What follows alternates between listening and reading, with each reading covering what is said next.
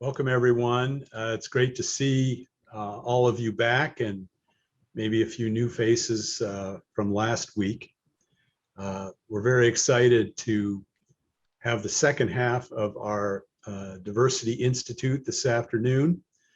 I've got a couple of housekeeping things first, and then I want to refresh your memories about what we did last week and what we're going to be doing this week. Because this week will certainly build off last week. So first of all, it's always good if each of you in the chat would say hello, put your name in, put your institution, maybe your title also. That way all of us know who is participating today. So go ahead and do that at your leisure as I continue to talk. Also, we will follow a similar format that we did last week. That being, there'll be two major presentations today, and each of those will include discussion groups like we did last time. So all of you will be magically transported into different discussion groups. I think Christina told me we have as many as 8 groups. We're going to keep all of you in the same group today. And not spread you around the way we did last time. Each group will be facilitated by either myself or a member of my team. We have a number of staff here to help us with this. And just like last week, we will ask that one of you volunteer to be the reporter as we come out of the discussion group and we do a reporting out by group. So that our facilitators and speakers can hear what was discussed and react, comment, and integrate that into further discussion. So that's the format. Let me talk a little bit about what happened last week to set the stage for this week. A week is a long time, and if you're like me, you may have forgotten everything that we did a week ago. So you'll recall that last week we looked at 2 major areas. We started off with a presentation that was really focused on self-reflection, getting everybody to think about their own experiences, their own emotions, their own feelings relative to diversity, equity, inclusion, right? Everybody remembers this. And so we all shared with one another maybe 1 or 2 experiences that we recall where we felt excluded or discriminated against or pushed to the side, whatever that may be. And all of us have experienced this in a greater or lesser extent. So after we did some self-reflection, we then heard a very detailed presentation on not only who the student populations are now, but also in the future, and what kinds of barriers they face, and what kind of challenges are they bringing with us, or with them, excuse me, when they come to your campuses. And then again, we broke into discussion groups, and we talked about what we knew about the various student populations on our campuses, what you think you know about them, what more you'd like to know about them, and what more could we be thinking about in terms of being more inclusive and really integrating those groups successfully into our campuses, and what would that take? And what was preventing you in some cases from being able to do that? So that's what we focused on last week. Hopefully everybody remembers that and has some things swirling around in their heads as we start again today. Today, we're going to drill in. So last week was reflection, thinking about student populations, your experiences on campus, things of that nature. Today, we're going to focus entirely on getting into where the rubber hits the road. So our first presenter today that I'll introduce in just a moment is going to talk a lot about policies and practices from his experience in a institutional environment to really get at how we build this equity-minded this equity mindset in our campuses, what can really be done and what's involved in doing that. And so we'll look forward to that. We'll have some breakout groups. I think maybe we're going to do this twice, if I heard correctly, to react, discuss, and share back. And then our final presentation, which will be the mother of all presentations. I've honestly lost count of all the people that will be on the panel, but we're very excited that we'll have a panel with us. And of course, they'll be introduced to you later this afternoon. And they're going to put it all back together from the boardroom all the way down through the institution and beyond, and talk to us about how the work really can be done and what's required to do it successfully and what kinds of outcomes might be realized in the course of doing that work. Again, we'll have some discussion groups to reflect and react to what you're hearing. And in that case, in specific terms, we're going to press you to really open up and be brutally honest about what you're doing, or in some cases, what you're not doing in your institutions to bring about this brave new world of diversity, equity, inclusion, so that all students can be successful in our campuses, irrespective of where they're coming from, and make sure that we send them along their way so they can be successful. So that's what we're going to do today. And then following our final panel discussion and breakout groups, I'll be joined by my colleague, Yvonne Barnes, who is the current chair of our Diversity, Equity, Inclusion Committee, for some concluding thoughts and some final reflection before we all send you on your way, whether that's back to rainy Wisconsin or Seattle, where hopefully it's a little cooler today than it was. I can tell you here in the nation's capital, things are heating up, and I just don't mean politically. I think our heat index today is well over 100 degrees, and tomorrow it's going to be worse than that. I think the mercury's supposed to hit 98, and it'll feel like 105. So just so you know, I'm happy to be inside in my air-conditioned office with all of you and not outside. So with that, I'd like to go ahead and introduce our first presenter for today. And I'm pleased to be joined by Dr. Ray Ramirez, who is the Director of Student Equity and Success at Fresno City College in California. And Ray's been doing some remarkable work. In fact, he was identified to us through our Diversity, Equity, and Inclusion Committee, I think as long as a year ago now. We had talked to our committee about helping us identify people that they knew that was really doing transformative work in the institutional setting. And so Dr. Ramirez is going to talk to us this afternoon about practices and policies that work.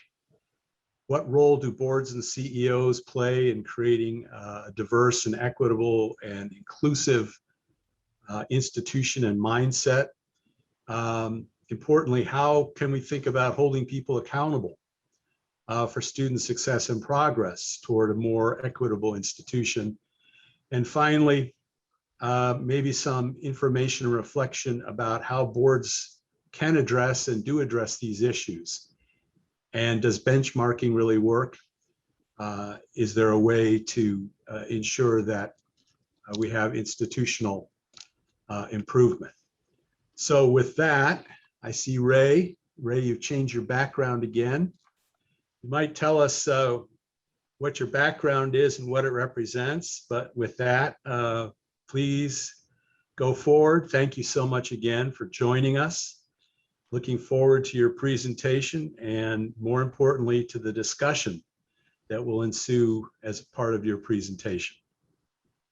Thank you, Noah. Truly, the gratitude is mine. I'm very happy and I feel honored and even privileged to be here and share this time and space with all of you.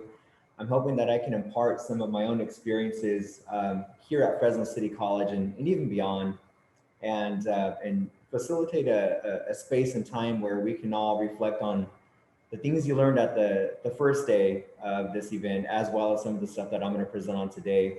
And hopefully by the time that you leave today and walk away, you'll have something that you can tangibly take back to your respective institutions that you can focus on to further improvement events for equity. So with that, I'm going to share my screen and get things ready here, and then I'll talk a little bit about the background briefly. Can you all see my presentation slide? Perfect. Yep, we Wonderful. could see. Yeah. Yes. Thank you, everyone. Thank you. Wonderful. Well, good morning or good afternoon, depending on where you're at in the nation.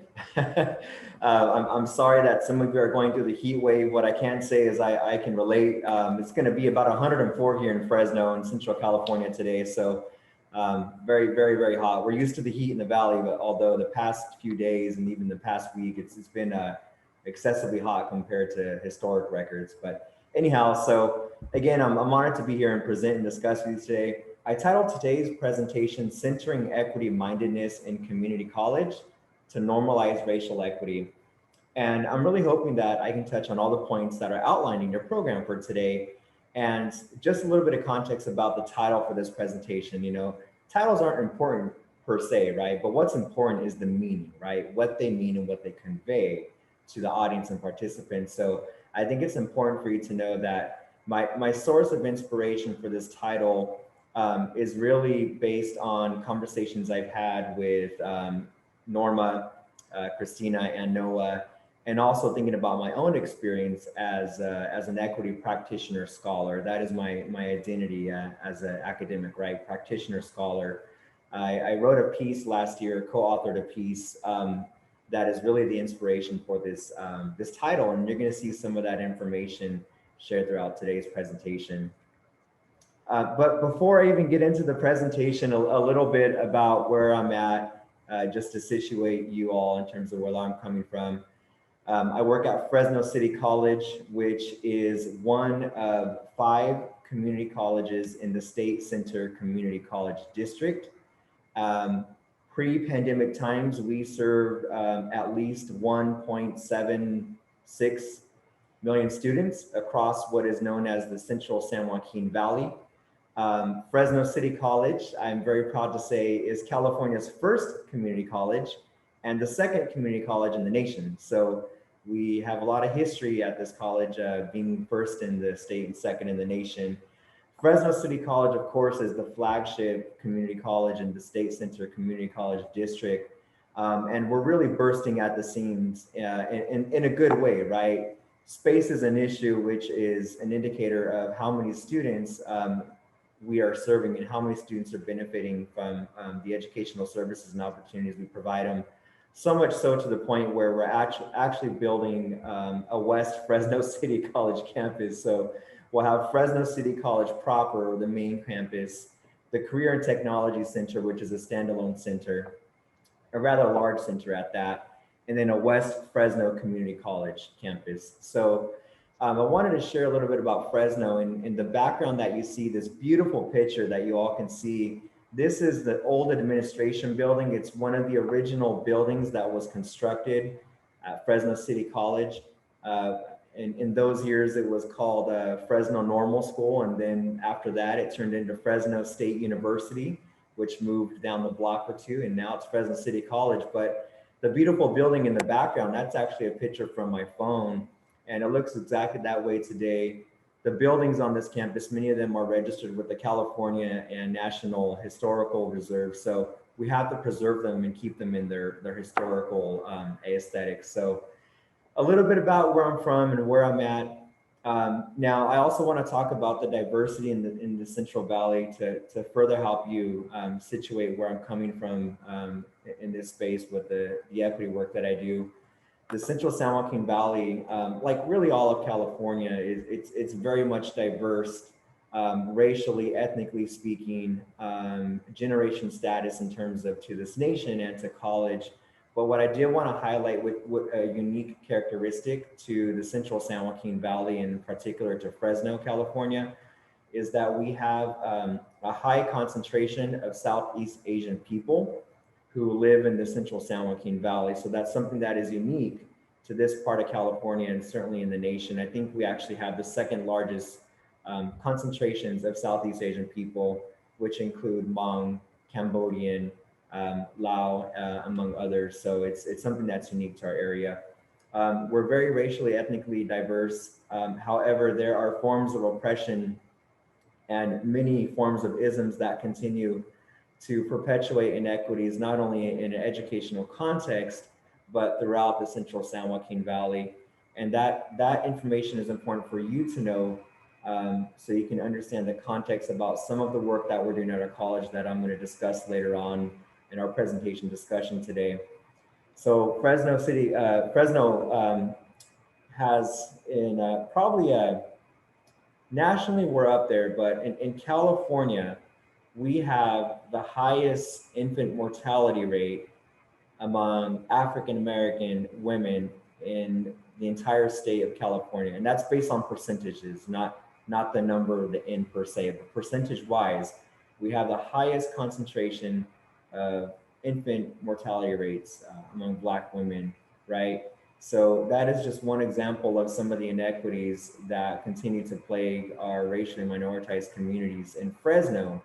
And why is that important? Community colleges, in most cases, are open access institutions. And the beautiful thing about what we do, right, and you all know this, is we accept the top 100 students who apply, right? That is something to be proud of. And with that comes a huge responsibility, and I'll talk about that later as well. And one more example I want to give you of some of the inequities that are plaguing our communities, in particular our racially minoritized communities in Fresno and Fresno County and beyond, is life expectancy. So in West Fresno, which is on the west side of our Highway 99 or Freeway 99, which in historical records, government, state and federal records, I can share links later, the Freeway 99 historically, not too long ago, in the mid 50s and even to the early 60s, there are official city and state records referring to Highway 99 as the Mason-Dixon line. Why is that important? Because literally, territories west of the 99 were relegated to racially minoritized communities, primarily Black, Latinx, as well as some Asian communities. Unfortunately, to this day, not much has changed in that part of Fresno. There's very little land ownership or home ownership, if you will, held by people of color in those communities. Whereas on the opposite end of town, the more north you go in Fresno, of course, land ownership, it increases, right? But certainly not for communities of color. And so I'm trying to paint a picture, an accelerated picture of some of the inequities that are plaguing Fresno County and beyond. And in terms of life expectancy that I touched on previously, life expectancy in North Fresno, in the more affluent, if you will, communities and neighborhoods, is in many instances 2 to 2.5 times higher than people who live in certain zip codes of West Fresno. And West Fresno is where a lot of our students come to us at Fresno City College. Of course, we enroll students and serve students from all over Fresno proper and Fresno County and beyond, but we do have a lot of students, a high concentration of students who come from redline communities that continue to experience inequities in their own ways. And so we receive those students, right? And it wasn't too long ago at Fresno City College where many people, and as an institution as a whole, felt like they could do anything about that, right? Those external factors, if you will, right? And so I'll share a little bit about our equity journey as a college later on. And I'm hoping that this little context setting that I'm providing you all helps you understand some of the reasons why we're doing some of the work we're doing at Fresno City College. So with that, this is our agenda for today. I'm going to do a little bit of context setting and share some guidelines, what I'm proposing, some guidelines for group dialogue. I think that it's very important to always have something that is agreed upon when you're in a big group of people discussing really anything. And so I'm not going to take a vote or call for hands or look for acclamation, but it's going to be an honor system. And essentially, I'm going to invite you to embrace and engage in the group dialogue that I'm going to share with you in a little bit. I'm going to talk a little bit about equity mindedness. Now, I know the great Dr. Ebony Zamani Gallagher, who's a colleague of mine, and I happen to know she is absolutely wonderful. I know she did a lot of context setting and introduction to concepts and terms, right? Student demographics nationally, right, in community colleges. And that's going to be very helpful for today's presentation. So I'm very thankful that she was able to do that. And I know that she touched on equity mindedness a little bit. So what I'm going to do, as Noah was describing previously, I'm going to take us to a deeper dive, and we're going to unpack equity mindedness a lot more. And I'm going to invite you to even interrogate what equity mindedness means, what it could mean for you, what it could mean for your institution in your respective areas, and equally important, what it could mean and how it could be used as an association, right? Individually, you have influence, you have power, right? Collectively, you wield agency that is very influential. And so those are some things I want you to think about throughout today's presentation. I'm going to talk about some examples of how we're embedding equity mindedness at Fresno City College. And we're also going to engage in a couple activities and talk about how you can do that in your own respective institutions. And then finally, at the end, another breakout activity that I've prepared for today is what I call reflecting forward. And so by the end of our presentation discussion, I'm essentially going to ask you to reflect on what we talked about and think about how you can take from what you learned today and over the previous, the first day's presentations, and think about ways that you can actualize equity. And what I mean by that is think about ways that you can actually influence a culture of equity in your respective institutions, not just promote, not just champion, but how do you enact? How do you actualize equity? And so those are things that I'm going to be inviting you to think about. So with that, I'm going to go into the guidelines for group dialogue. And so again, this is something that in smaller group settings, often I ask for kind of like an agreement from the group, but we're a rather large group, which is a beautiful thing. And it's wonderful to see people from all over the nation. It's absolutely beautiful. But I really want to invite you to consider embracing these guidelines for group dialogue.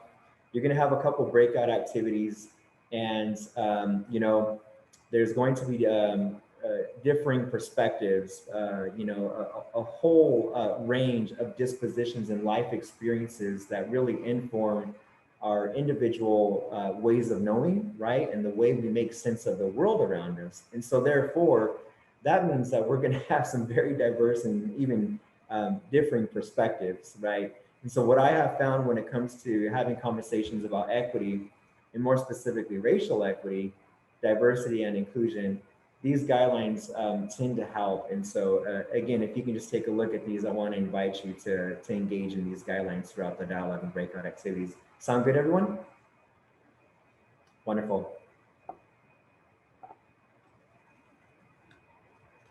So here's another beautiful picture of the Fresno City College Library, one of the original structures here at Fresno City College. And again, it's a building just like the old administration building that's part of the California Historical Reserve. So it's we have to maintain the structure and the appearance of the building to its most representative historical origin as possible. So my office is actually right up here.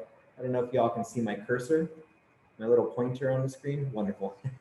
Sometimes it doesn't come up, so I'm glad it's working. So my office is right here where these two arched windows are at. It's an absolutely beautiful building, and I'm absolutely privileged and honored to be able to work up there. It's a wonderful view, and that's where I'm working from right now. I am on Twitter, and I hope you all have a Twitter account. If you don't have a Twitter account, I want to encourage you to perhaps consider creating one. It is a wonderful way to engage with colleagues and practitioners in community college and scholars alike. And I think as trustees, and I think there's some colleagues that are vice presidents and directors who are joining us, but regardless of your affiliation and what your representation is, Twitter is a wonderful way to engage with colleagues and your constituents as well, right? It's a wonderful way to connect with communities. So if you do have Twitter, I certainly welcome you to engage with me on Twitter. We may not get to talk a lot and exchange questions and answers as much as we'd like to today. In a 2-hour setting, you can only do so much, right? It may sound like a lot, but I think what you're going to find is that it's going to go by pretty quick. So the beautiful thing about Twitter is you can @ me, you can inbox me, and we can do things live. You know, if you have questions or if you're thinking about something and chewing on something that we talk about today, right? And perhaps you don't want to share it right now and you just want to think about it and reflect, right? Which I think is a great thing. You can reach out to me on Twitter tomorrow, the next day, or a week later. That's my Twitter handle there, @Dr. Ray Ramirez. Pretty simple. So I definitely welcome and invite Twitter engagement if you have a Twitter handle.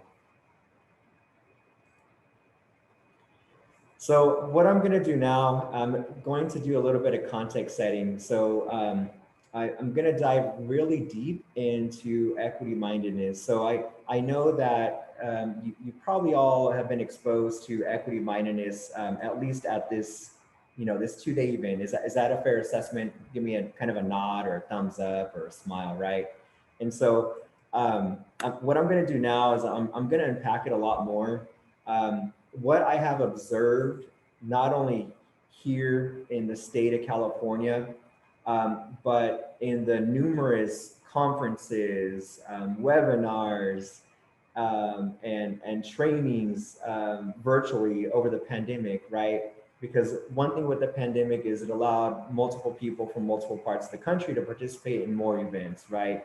And so consequently, I was able to participate in a lot of kind of what I would call diversity, equity, and inclusion oriented or themed virtual events, right? And what I observed is more often than not, people talking about equity and equity mindedness, but not necessarily unpacking it, right? Not necessarily defining it, right? And more importantly, talking about how principles of equity mindedness can be used to really actualize equity. And so I think that's an important background characteristic for me to share about why I think it's important to share some context about equity mindedness. And you're going to learn why. We use principles of equity mindedness at Fresno City College to inform a lot of what we do with our equity, diversity, and inclusion efforts. And so I know a lot of you are probably thinking like, okay, so Ray's here today and he's going to give us all the goods. He's going to tell us everything going on in Fresno City College and what's working and how they're really transforming equity and creating an inclusive culture of diversity, right? And while that's true, right, I'm going to share some of that. But really, to do equity work, there's a precondition that must be met. And that's the mindset. That's the mindset. It's written about, right? It's studied. It's in the literature, it's in scholarship, right? In the research. But something that I'm going to add to this, and I will write on this and publish on this soon, is to do equity work, especially racial equity work, it's not just a mindset, but it's a heart set. So to me, and in my experience, it is the preconditions of an equity mindset and heart set that first must be present in order for one and a collective, that can be the institution, it could be a board, it could be a multi-college district or a community college alone, right? But the equity mindset and heart set has to be present before the work can be done, right? And so that is something that I think is very important to think about. And I want to invite you to really reflect on that throughout the presentation, because a lot of what I'm going to share, at least I'm hoping, I could be wrong, I'm going to share some examples of what we're doing at Fresno City College and in the district as well to embed principles of equity mindedness into what me and my colleague call the cultural fabric of the institution. But to get there, it's taken a few years, and it starts with the individual first before the collective can really be transformed. And so that's something to really think about. But first, I want to get a pulse of how your institutions frame equity, racial equity, diversity, and inclusion. Now, I know that some of you might have participated in a breakout session where you talked about something similar. You probably talked about, hey, how do you define equity, right? Or how do you define diversity? How do you define inclusion? What I want to know is, do your respective institutions, so that could be your college or colleges or district. I understand that nationally there's different different types of community college districts, right? You have standalone districts in some parts of the nation, some states. You have multi-college districts. So I know there's some variance out there, but regardless of that, we can call it your institution. So Christina, if you can help me pull up the poll, I just want to get a pulse for where your institutions are at, just in terms of actually having official definitions of equity, racial equity, diversity, and inclusion. So I just launched the first one, which is equity. Perfect. Thank you so much, Christina. And you're going to have a separate poll for each word: equity, racial equity, diversity, and inclusion.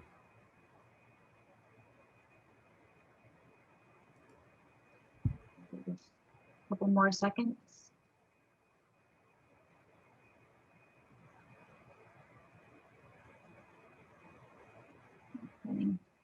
You want me to launch the results, Ray? Yeah, let's maybe just a few more seconds, and then how does it look on here? And it should tell you. We have about 83%. Okay. Maybe a couple more seconds, then you can launch it. I know we have about 8 or 10 ACCT staff members online too, so they. Okay, so that might be about right. Yeah, feel free to launch it. Okay. So does your community college / district have official definitions of equity? So 57% say yes, 20% say no, and 24% not sure. And how about the next one? Yep.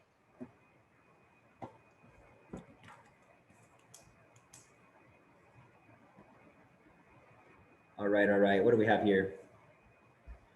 So does your community college / district have official definitions of racial equity?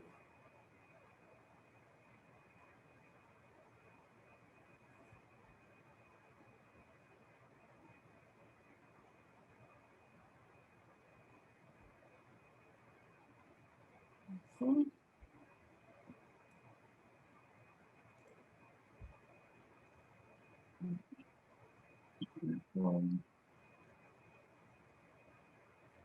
25% yes, 52% no, and 23% are not sure. Thank you, Christina. Yeah. And we can go to the next one. So does your institution have an official definition of diversity?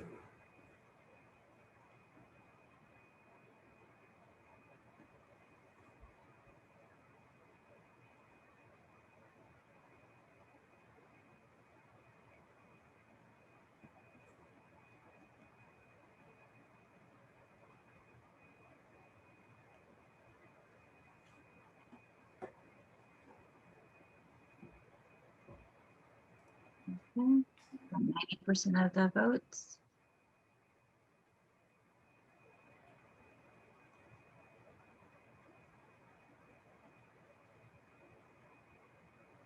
We have the results up. 67% say yes, 70% no, and 17% not sure. And this is almost, this is pretty consistent with polling that I've done in California and in other conferences or presentations throughout the nation. So I think we have one more, Christina. Yep.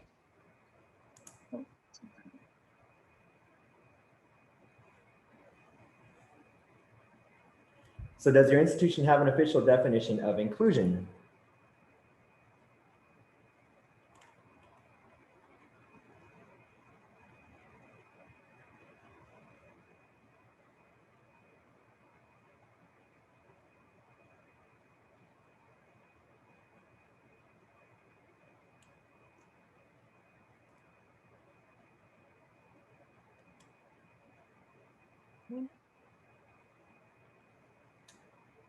All right, so 50% yes, 26% no, and 24% not sure.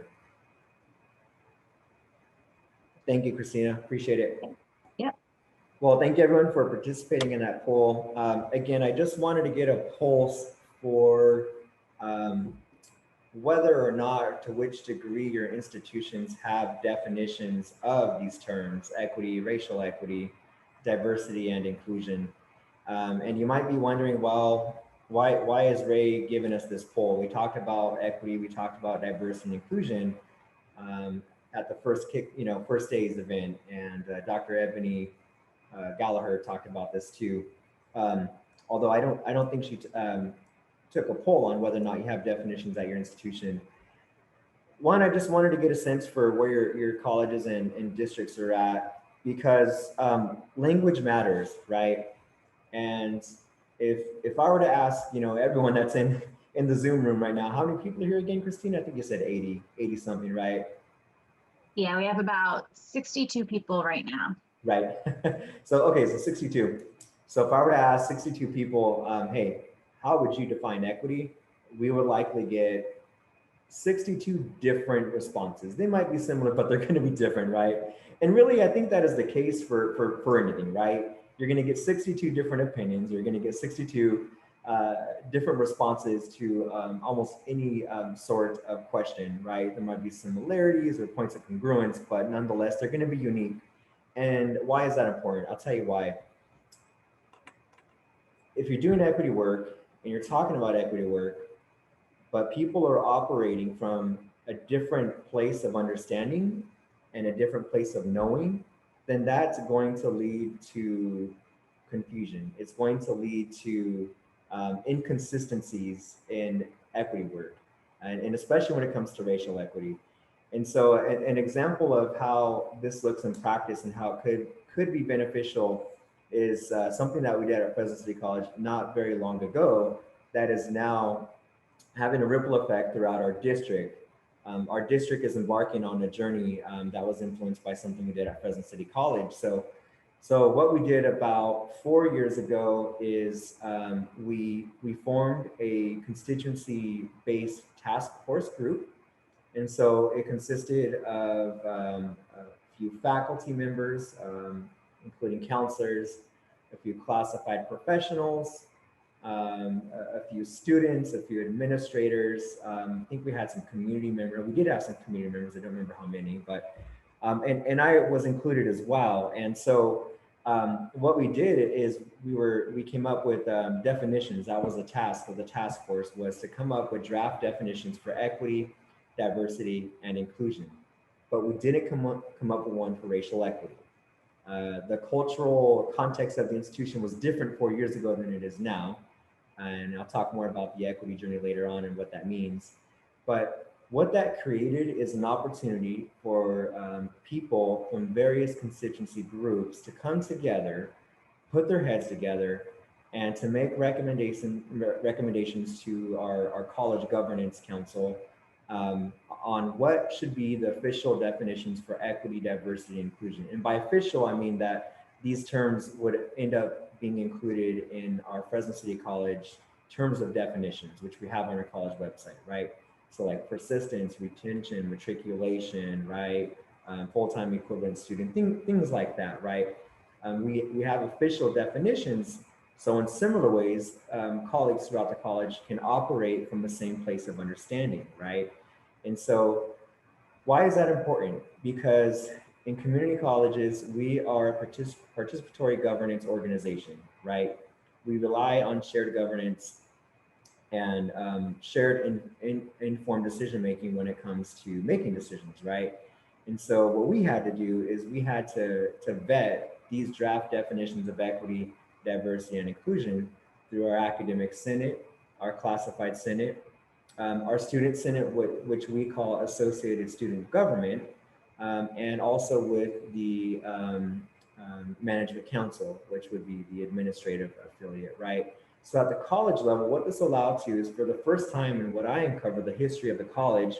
And what college are we in California? We're California's first community college, right? That's something to be proud of, but on the opposite end, there's some other things where we can grow, right? There's some other areas where there's opportunities for growth. We've never had official definitions of diversity, equity, and inclusion at Fresno City College. This college was founded in 1910. So it was a huge undertaking, but what it really revealed is the variance and just the level of degrees and different dispositions and views on what equity, diversity, inclusion is, right? And that's really important because people have different perspectives and different ways of knowing, again, informed in part by their own lived experience, right? And sense making of the world. We're all socialized and academized in different ways, right? And so we had to vet this through the constituency process. And so that means that constituency groups had to read, they had to deliberate, and they had to vote, right? And so with that came some recommendations for minor tweaks and edits to the draft definitions of equity, diversity, and inclusion. And ultimately, what came out on the opposite end of that were final definitions that we now have for the college. Are they great definitions? They're not the best. I think they can improve, and I can share them with you. I'll include them in my PowerPoint presentation when I send it to Christina, so you can all have access to that. But it's a starting point, right? At least we have official definitions to operate on. So that way, when we're in meetings and we talk about equity, it can be defined with a laser sharp focus, right?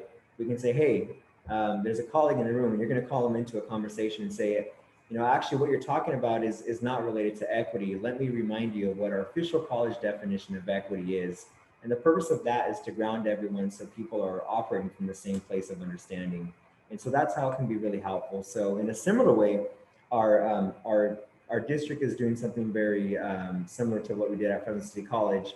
And I'm not sure where they're at in their process, but it's important to have common terms and definitions, especially when we're all increasingly talking about diversity, equity, and inclusion. So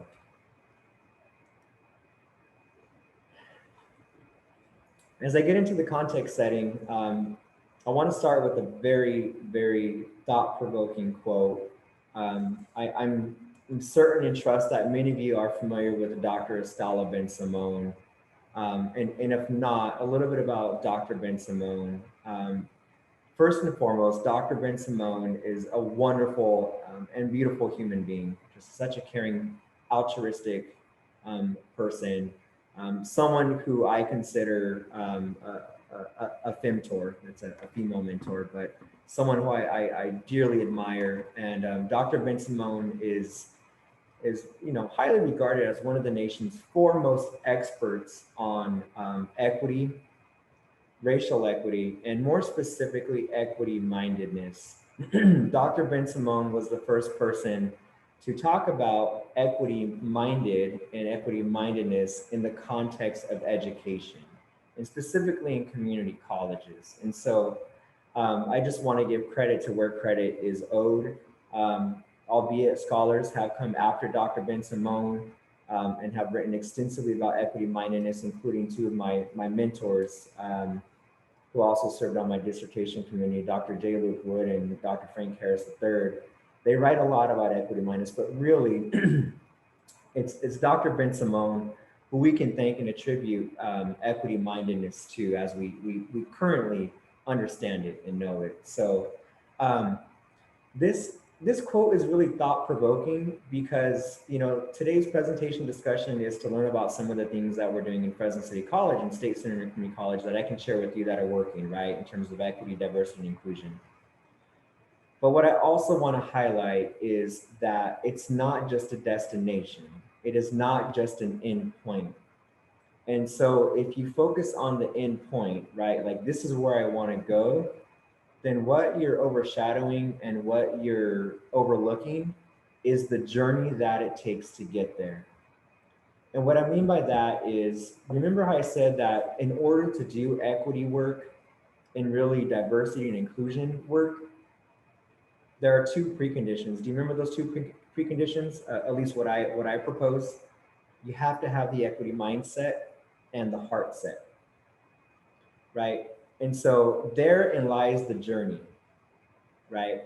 And so it's not just the destination. It's like, what treatment do I use to address equity gaps? You know, people want to know what's the magic bullet to close racial equity gaps, or what's the magic buckshot to close racial equity gaps? Well, y'all, I hate to break it to you. If there was a magic bullet or a magic buckshot, we wouldn't be here engaged in this conversation today. And we all know that, right?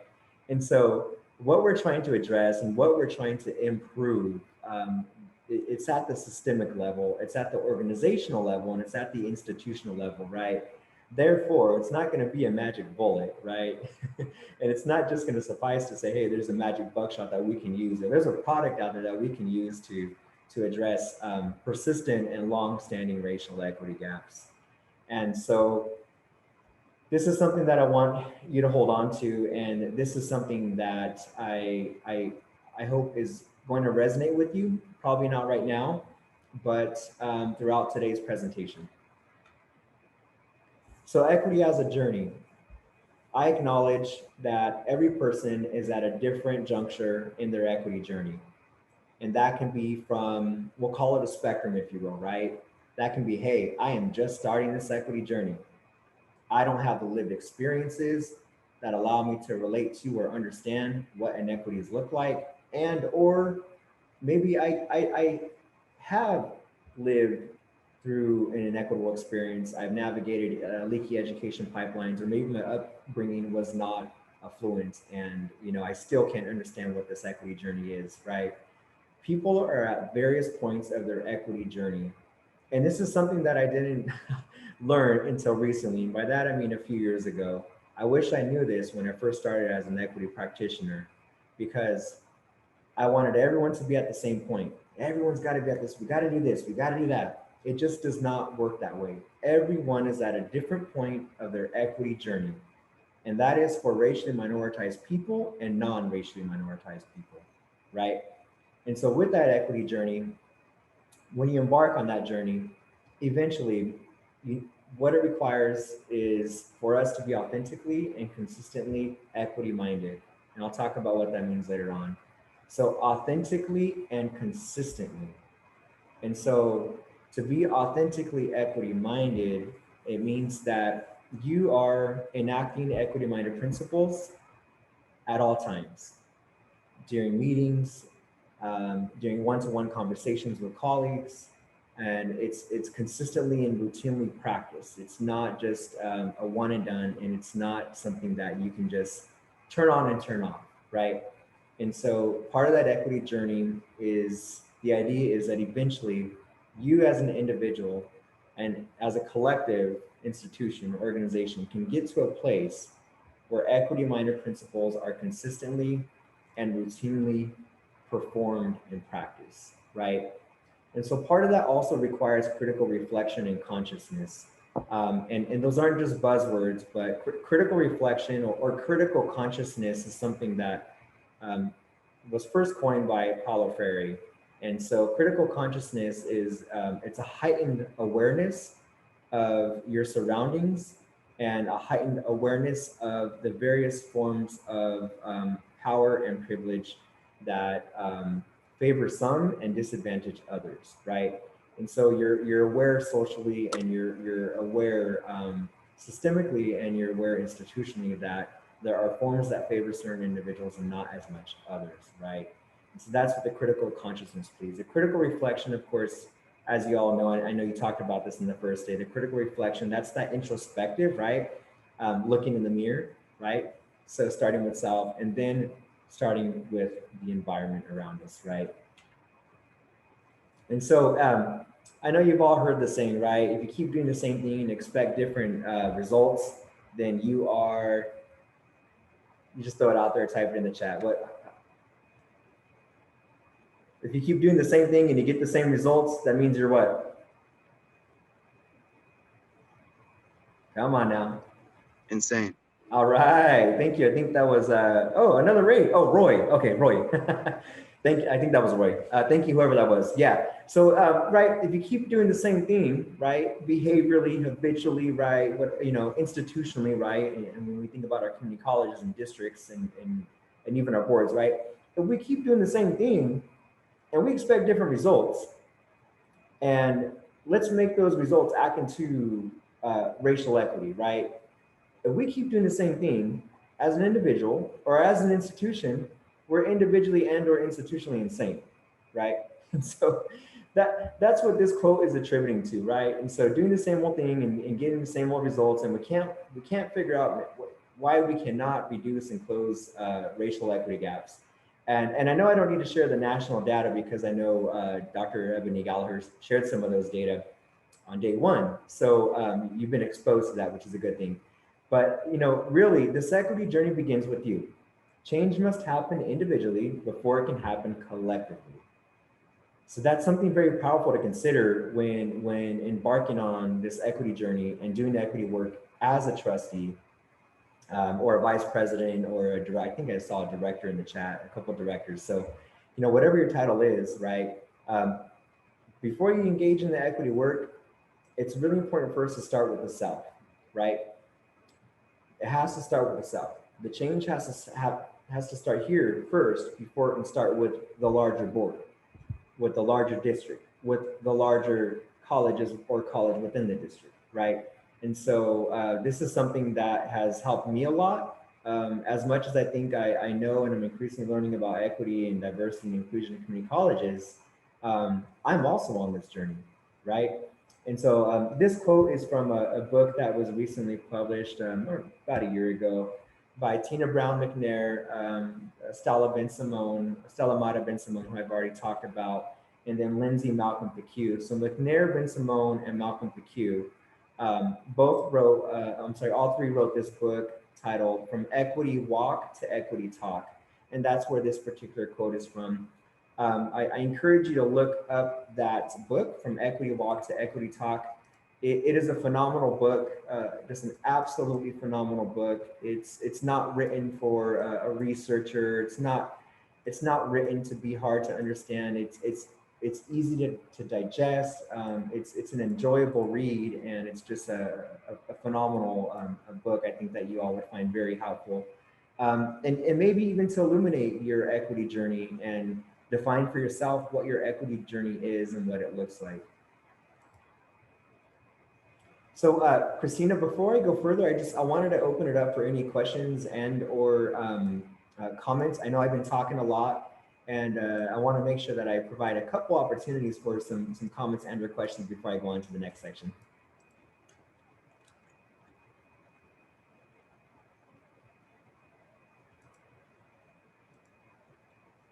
And I see someone's asking for the book title. It's titled From Equity Walk to Equity Talk, and I'll drop a link in the chat so you can have access to that book. And I think you can get it on Amazon. It's pretty affordable now.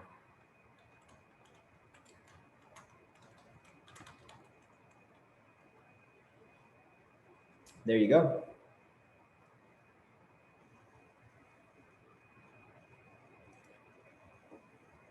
So last call for any questions or comments so far. I'm just in the context setting phase right now. So just want to make sure I provide an opportunity for questions or comments. If not, we can move on. Alrighty, folks, let's go ahead and move on. So we're going to start with the first breakout activity. There's only 2 breakout activities. This one, and then the reflecting forward breakout activity that I prepared at the end of today's presentation discussion. So for this first breakout activity, I have 2 guiding questions. The first question being, how important is racial equity to your college or district? And let's just call it institution, okay? What are some examples of what your college or district or institution is doing to redress racial inequities, right? So to improve racial inequities. And these are the instructions for the breakout rooms. Don't pay attention to the number. I think there's going to be more breakout rooms, if I'm not mistaken, right, Christina? How many breakout rooms are we going to have? I think there's going to be about 8. 8? Okay. Yeah. So let's do this. What I will do. And I could put the questions in the chat for everybody too. Perfect. Thank you. So let me just read the instructions briefly. I just want to make sure that we're all on the same page. So we're going to have 8 breakout rooms of approximately going to be probably more than 15 randomly assigned participants. right? You're randomly assigned. And the breakout group that you're with right now is the same breakout group that you're going to be with later on at the end of today's presentation discussion. You're going to have approximately 15 minutes to discuss the guiding questions, the 1 and 2, collectively as a team, as a breakout team. What I'd like you to do is to identify one person to take notes for the team, and then another person who is willing to report out on behalf of the team to the larger group when we come back to the main room. So what the note taker is doing is you're looking for themes, right? Some common themes that are discussed among the team in your breakout session with regard to the guiding questions. Now, there may not be themes, and that in itself will be a theme. That there was not a theme and that there's a lot of variance, and that's not a problem at all. And so take about 15 minutes to do that. And Christina, whenever you're ready, you can go ahead and assign people to the breakout rooms. And the instructions are in the chat, right, Christina? Wonderful. Thank you so much. All right. Welcome back, everyone. We're going to give it a few seconds just to allow other folks to come back.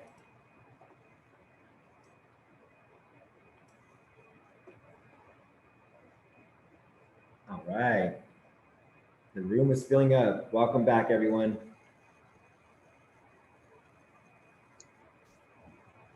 I think we're good to go. We were just getting into the good stuff, right? Oh no, you know what? Doesn't it seem to always work out that way in these virtual conferences and workshops, right? When you're getting to the good conversation and discussion, the breakout room time ends. Well, it's like being back in elementary school. It takes a while for people to warm up, and then once they get hot, you can't stop. Yep, absolutely. Well, let's go ahead and start. I would like to hear from each group. I know there's 8 groups, so if you can have whoever is the reporter, the one that's going to report out, if you can be ready to go. And what I'd like to do is I like to start with group 1 and then go to 2, 3, 4, 5, 6, 7, 8. We can just do it like that. And I think the best way for you to go group 1 is you can raise your hand or you can unmute yourself. Just for group 1, why don't you just unmute yourself? Who's reporting out for group 1? And that would have been breakout room 1 when you were assigned to your breakout room. I would have said the number, so that's breakout room 1. You're on the hour. Okay, well, thank you. This is MVCC here. We were our own group because there's so many of us. We talked about how we didn't feel we had the definition for equity and racial equity, or racial equity at first. But then as we talked more, we realized we started our journey back in 2014 and reviewing the data, working with statements like anti-racism statements and inclusion statements. We may actually have more, we're just not labeling it what we should be calling it. So it's causing us to do some more review, further review. We definitely talked about exploring the recommended book that you talked about. And we did talk about how we feel at all levels of the institution, we are focused on this work. And with an open heart set and open mindset today. So that's wonderful. Thank you. And I'm so glad to hear just the receptiveness to the open mindset and heart set. And can you remind, you're the group that's from the same area, right? I believe. Correct. We're Mohawk Valley Community College. And where are you located? Upstate New York. Oh, fantastic. Wonderful. Thank you all for reporting out. So it sounds like you're doing a lot of work and you're reflecting on maybe when the work kind of accelerated, which sounds like around 2014 and increasingly since then you've been doing a lot of work around equity. And I love how it seems like you all discussed that. Even so, there's much more work to do, right? And so keep up the great work, Mohawk Valley. Let's go with group 2. All right, I am representing group 2. We talked really a lot about how many of us, have been doing diversity, equity, and inclusion activities, speakers, a book club, but how that's really a surface level, and really not going into that deeper level. There's some of us who are kind of probably just starting to understand that, but I think we all felt like that deeper level is not, we're not doing that really, really well. There was one college that did share that they've had that realization and are now training faculty and staff on campus to be kind of facilitators of those kind of equity coordinators, I think they're calling it, who they're training people to have those difficult conversations and how to really take turn it into more of that equity consciousness, I think, that we heard about last week, and taking it further, taking it to that next level. And there's others who are saying they're starting to realize that it's more about the way of doing things, not just bringing in those speakers, but it's the way we operate, changing the way we operate classes and operations. And one other team had shared that they're working with community leaders from the Latino and African American individuals out in the community and bringing them in and really talking to them about how can we make our campus more welcoming? What is it that we maybe need to improve upon to create a more welcoming atmosphere on campus as well? So I think that's a pretty good summary of all the things for us. Wow, that's beautiful.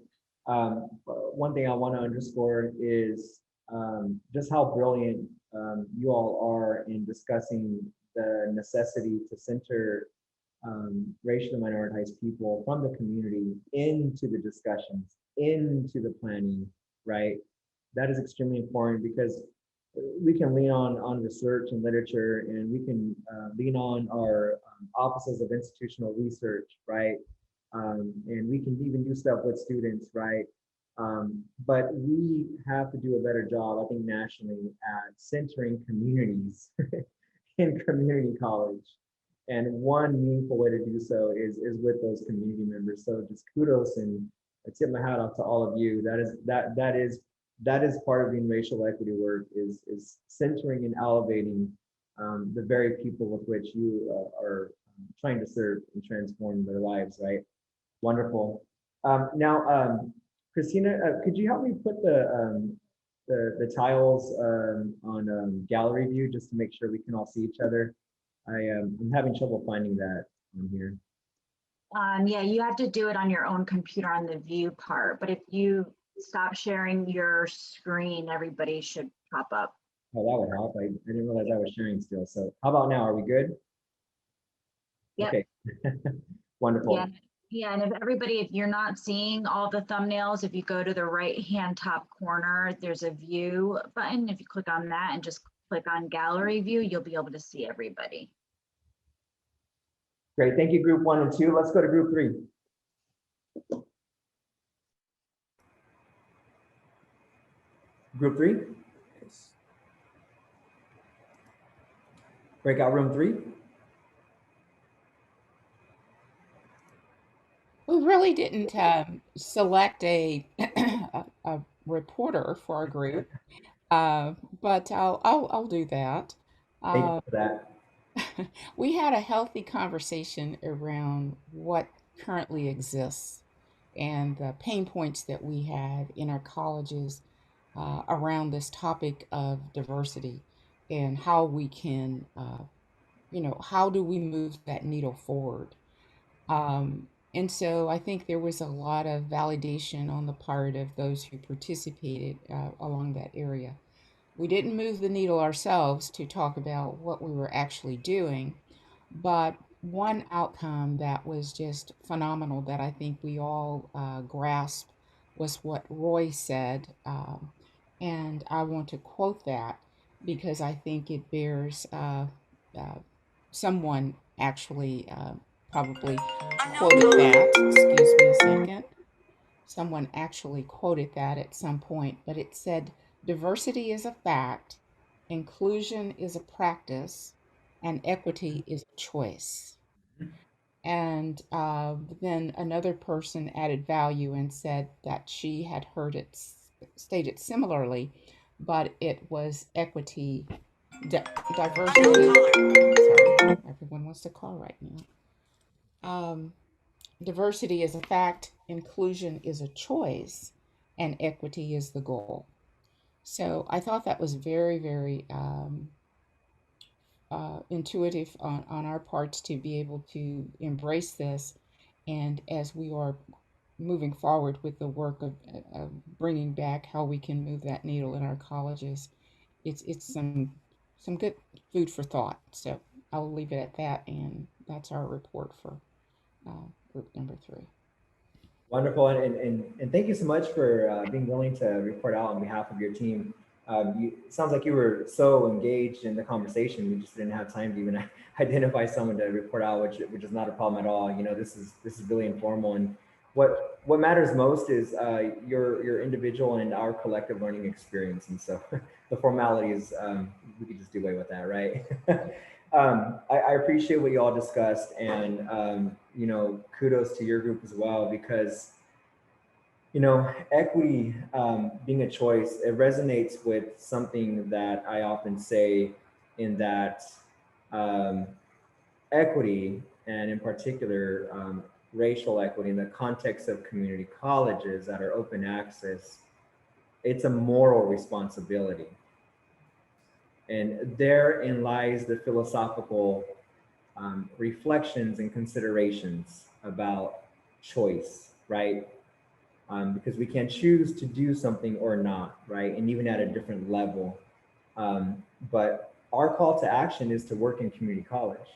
If you're a trustee, it's one of the most noble things you can do in community college, right? If you're a faculty member, if you're an administrator, a classified professional, right?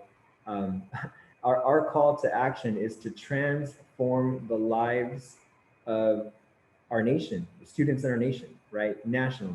We're open access institutions, and we are the gateway, and or we could be the gatekeeper to post-secondary education, right?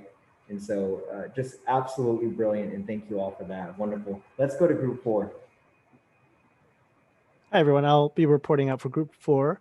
And so we started off the conversation thinking about how do we create spaces where recognizing people need to understand that what they're going to share in these spaces is going to be received well, that it's going to be valued, that their perspectives on equity are significant and crucial to having us continue the conversation.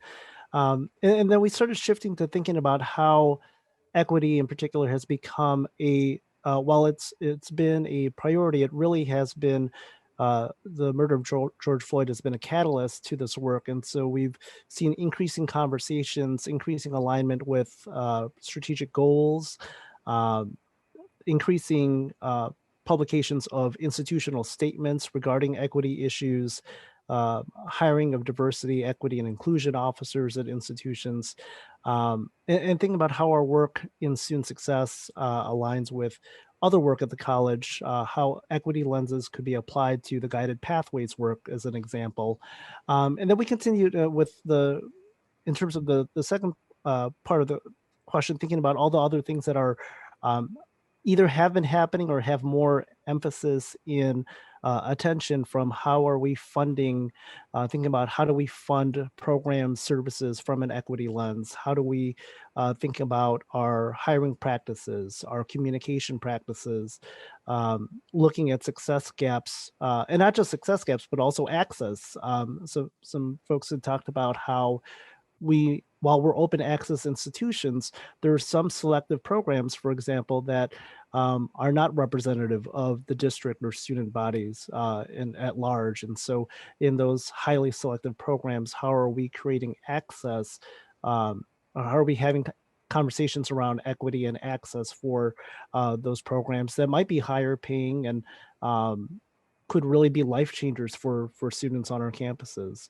So a lot of great conversations around thinking about how are we doing the work, how it's become an increasing priority, and then how are we resourcing and paying attention to what we're doing as institutions to advance this work in the different aspects of our operations, employee recruitment and retention, student recruitment, retention, all those pieces. Wow, group 4, can I call you Anthony? Do you go by Anthony? Yes. Anthony, wonderful job. Group 4, I mean, brought the fire. I mean, group 4, I'm just going to give you the mic and you can facilitate the rest of today's presentation discussion. No, jokes aside, truly wonderful and really meaningful conversations that you all had in a short period of time. One thing I want to highlight, Anthony, that you all touched on that I think directly relates to equity and specifically racial equity is the Guided Pathways movement, right? The Guided Pathways framework, right? So different parts of the nation and different parts of community colleges, right, throughout our nation, they're at different places in their Guided Pathways, right?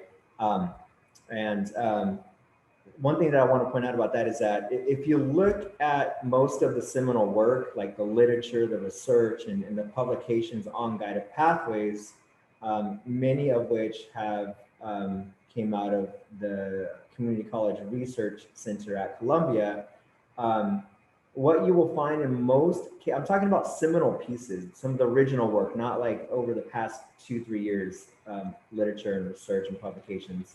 But if you look at, you know, its creation, right, since its inception, from a scholarly perspective, Guided Pathways were never designed to address inequities. Guided Pathways focused on what I call student success for all notions and didn't have a heightened focus on equity. Now, I can't generalize that across the board, right? But when you look at the seminal work, they were never designed to address equity gaps, right? There would be outline statements and, you know, items that show up in the literature and research, right? But it wasn't a common theme. And so when you talk about Guided Pathway, equity-minded Guided Pathways, that is so powerful, Anthony, and that is something that is so important because I think it's fair to say that most of your institutions are embarking in a Guided Pathways framework, right? You're at some point in the Guided Pathways exploration, implementation process, right? Most community colleges are at that point right now. So when you talk about is racial equity important, you're saying yes, it is, so much so that we're considering our Guided Pathways equity minded, right? And so kudos to you and your team. That's wonderful. Group 5, let's speed things along here. We got a few more. Okay, I'm representing Group 5. I wanted to kind of just say that when we started answering the first question, we started answering the second one right along with it because the two go very closely together. By virtue of your actions, you demonstrate the importance of racial equity. And many of the actions taking place as many of the institutions are moving towards DEI becoming more prevalent part by hiring the, say, first diversity officers on several campuses. Presidents are taking the initiative, making public statements, and strategic plans are being developed for colleges that emphasize student success along with DEI, and the two go very closely together. Outside firms have been engaged to help do audits, to help data be mined, to find out exactly what is going on the campus, along with campus-wide climate surveys of students and faculty and staff. And money is being poured towards something. If money goes towards something at a college, then it gets a lot of attention. We also talked about the fact that we are doing a lot of drill down data, that the data is giving us that actionable items, and that you're seeing the gulf between the haves and the have-nots. Quantitative data is good, but quality of the data has to be utilized to get actionable results. In this instance too, we talked about the pandemic impacts. The students most likely to take the hit from the pandemic would struggle under normal times. How do we re-engage with them and again allow for equity? One of the things we did sort of delve into was, and I mentioned this, was that this is the first time I've peeled this out as racial equity. I've always done diversity, equity, inclusiveness. And it kind of led to a conversation, and we had people from Texas, Illinois, New Jersey, and South Carolina. So all across the country, some people are pushing back a little bit against the use of the word race. Others think we need to talk about it more. So it goes back to the climate of the community. And also, whereas presidents may quote unquote get it, and faculty and staff get it, there may be some board members who may not get it. Now, none of them, of course, would be on this call. But the point is that you're going to have people at different places in the journey, as you stated, And yes, we're taking action, but how can we get those actions to get measurable results? Wow. Forrest, I can call you Forrest. Thank you, Forrest. Stellar job synthesizing everything that Group 5 talked about. And what I can say in sum is you all are spot on. I think that's probably a sample or a snapshot of much of the culture across our community colleges and districts in the nation. And therein lies the perpetual challenge of doing racial equity work. Not everyone is going to be at the same place. Not everyone's going to agree. We're going to have colleagues and constituents and stakeholders who are either going to say, we got to do more of it, or you're not doing enough, or let's just not even do it. And that's essentially that's even a summation of some of the work that I do, right? Having to work with community members, colleges and colleagues and more. But what has helped me, and this is something I'll share with you all, is you're not going to win them all. In fact, if you're trying to win them all, you're not doing the work authentically. Drs. Frank Harris III and Dr. J. Luke Wood, they developed this concept, which is called the taxonomy of buy-in. Has anyone heard of that? Seen a couple nods. Okay. So an accelerated version of this taxonomy of buy-in. So essentially you got a square and you got your 4 quadrants, right?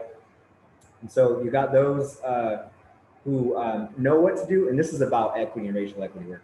You got those who know what to do and are willing to do.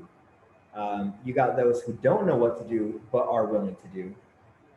You have those who don't know what to do, but don't show any action. And then the fourth is kind of the oblivious, like they're just out of tune, right? And so what they talk about is critical mass. And I know you've heard about this in different contexts and different forms, but what Forrest is talking about is very spot on and very true. If we really want to create a culture of equity mindedness, we have to focus on the critical mass. And if you can get the 2/3 and eventually get to the 3/4 of that quadrant of this taxonomy of buy-in that I'm kind of describing, and I know that's not something that we can categorically say, hey, it's going to work across the nation, but for conversation's sake, I hope you're catching my drift in that we got to focus on the critical mass. Yes, we're going to have those colleagues who disagree and differ, and rightfully so. They can. To do equity work and create a culture of equity mindedness has got to be authentic. And those individuals may not be at that point in their equity journey.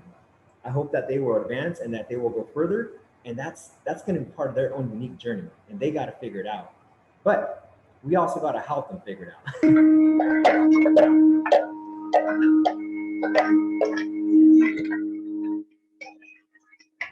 All right.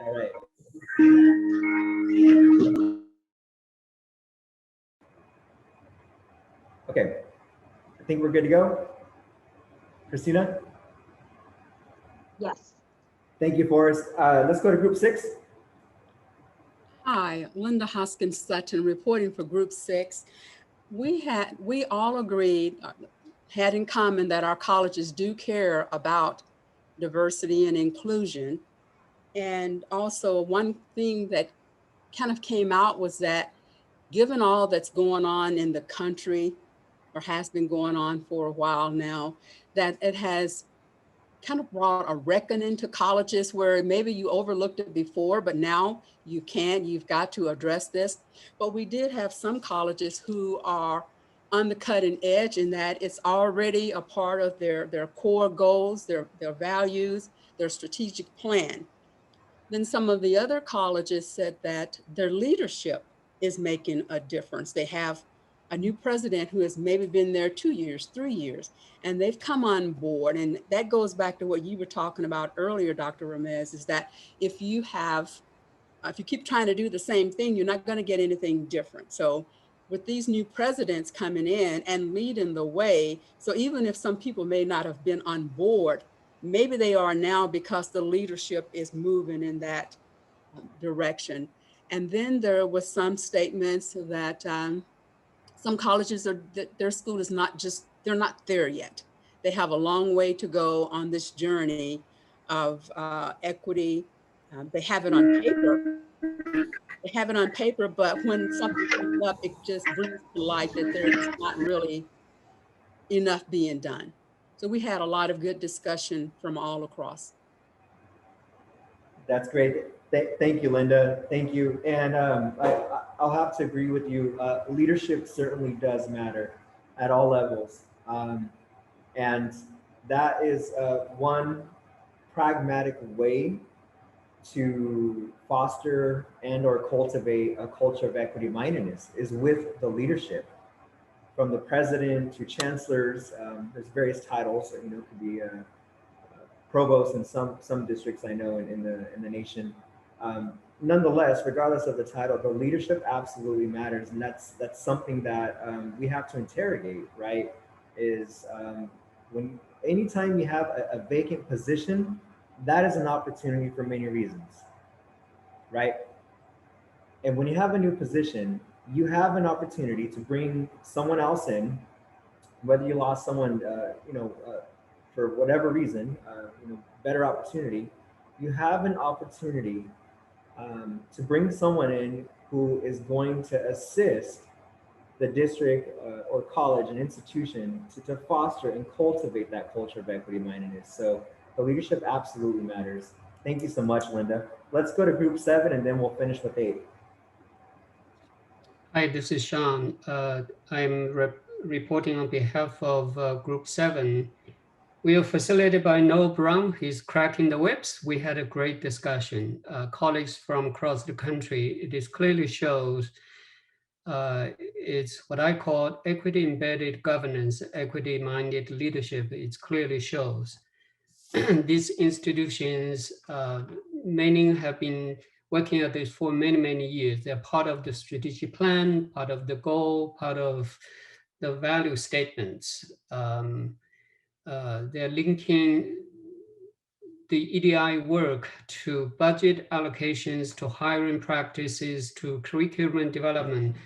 So there are 4 things that really stand out that really I learned a lot. For example, Delta has gone through the EDI audit. They're looking at a number of things, which is great, wonderful. One institution just recently tried compressed scheduling, which linked to about 14% completion increase for BIPOC student, Black students. That's really wonderful. Another institution, HR in hiring, they started blind interviews. They reduct the names, the agenda, race, just evaluating candidates based on their application qualification. One district, which is YM, started Equity Can Wait campaign. Our goal is to raise $50 million. We raised about $14 million already. This funding specifically will fund a number of EDI initiatives, including Men of Color, first year project, special advisors for BIPOC students. So lots of things going on. So all these institutions are doing various different things. Clearly shows this is getting into really in the original founding values of community colleges, it shows. That is truly phenomenal. So resource allocation, right, or funding in community college finance, that's a component of equity and or inequities, right? And so what I hear you talking about based on the Group 7 discussion is that there's a college or district out there who's fundraised $40 million of $50 million to go towards equity, diversity, inclusion efforts. Was that correct? Yeah, so our goal is to raise 50 million. So far, we're close to 50 million. We're working with city governments, with Chancellor Advisory Group, with foundation. In fact, our board chair is with me today. She serves on, Louis Chen serves on the foundation. We really try to raise these funds to support students who are worst impacted by this pandemic. That's great. It's difficult to rely on limited funding, right? Apportionments and funding the way community colleges are funding, I know it varies, but one common trend is, in more cases than not, we are limited, right, with funding.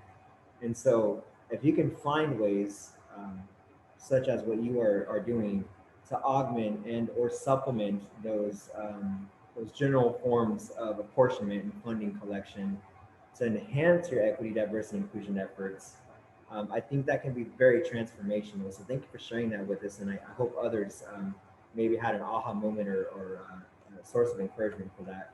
I understand a lot of work is going into that too, so thank you for doing that. Last but not least, let's go to Group 8. Hi, I'm here to talk for Group 8. So one of the great things about going last is that we really just get to echo a lot that's already been said, so I'll keep it brief. One of the things I really liked about our group is that it showed basically from every level, from board of trustees down, the importance of being holistic in the equity work that you are trying to do in your institution.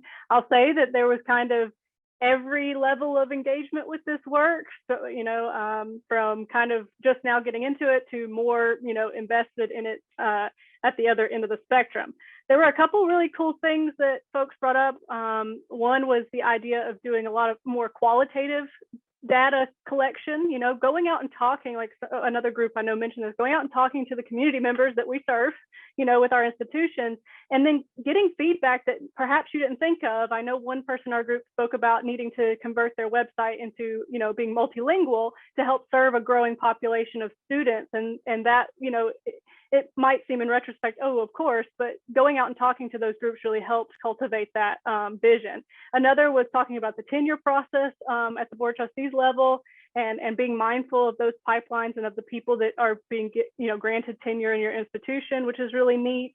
But I really enjoyed this. We had a lot of conversations about data and knowing that, you know, there are racial equity gaps out there, and that there are different areas in the institution where you can focus on trying to close those, but ultimately it's all tied to student success, and that's why we're here. And I know we spoke way at the beginning, I think with Group 1 about that, or Group 2 about, you know, those guided pathways and how we do need to be more mindful of that.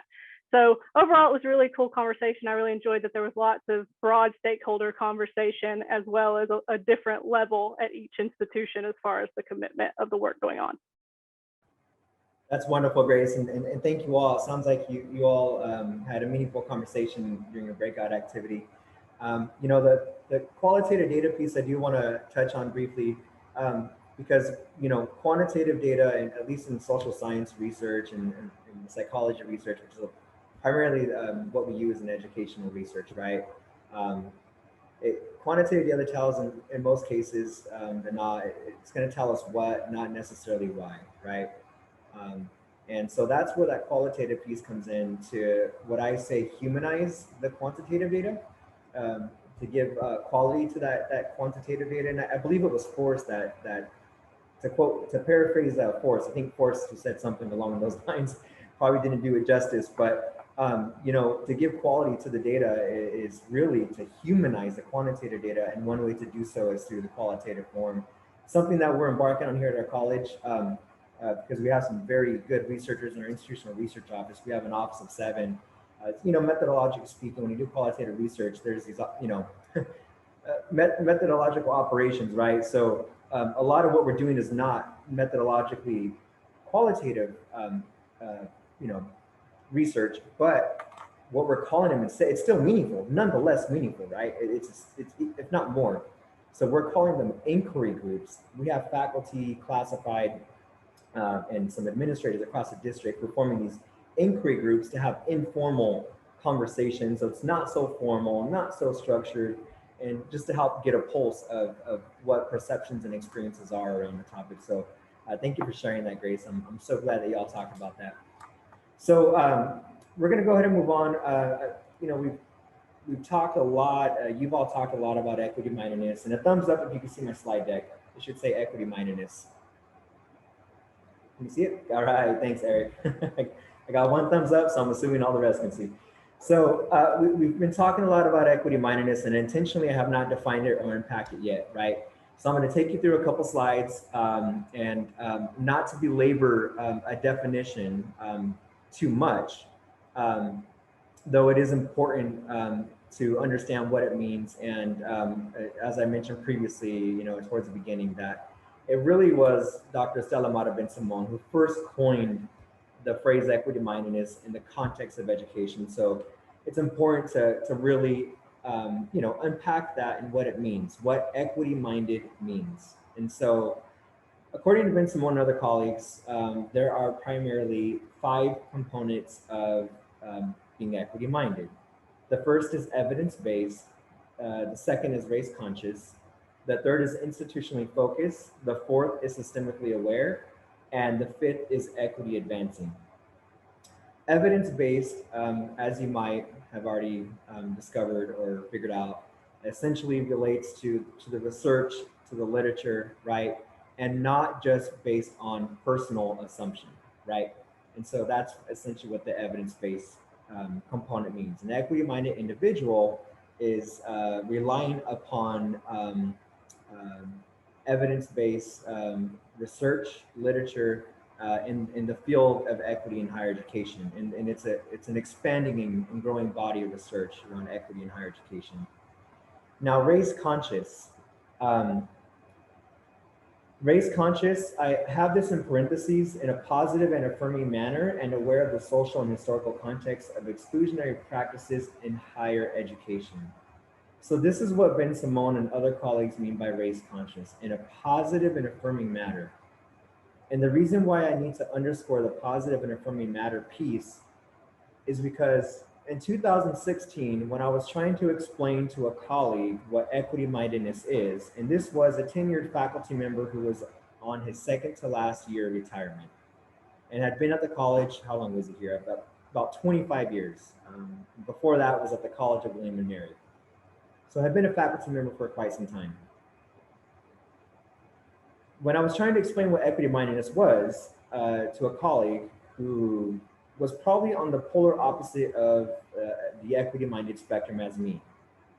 Someone who was near and dear to me and very important to me as a colleague, who I was trying to reason with.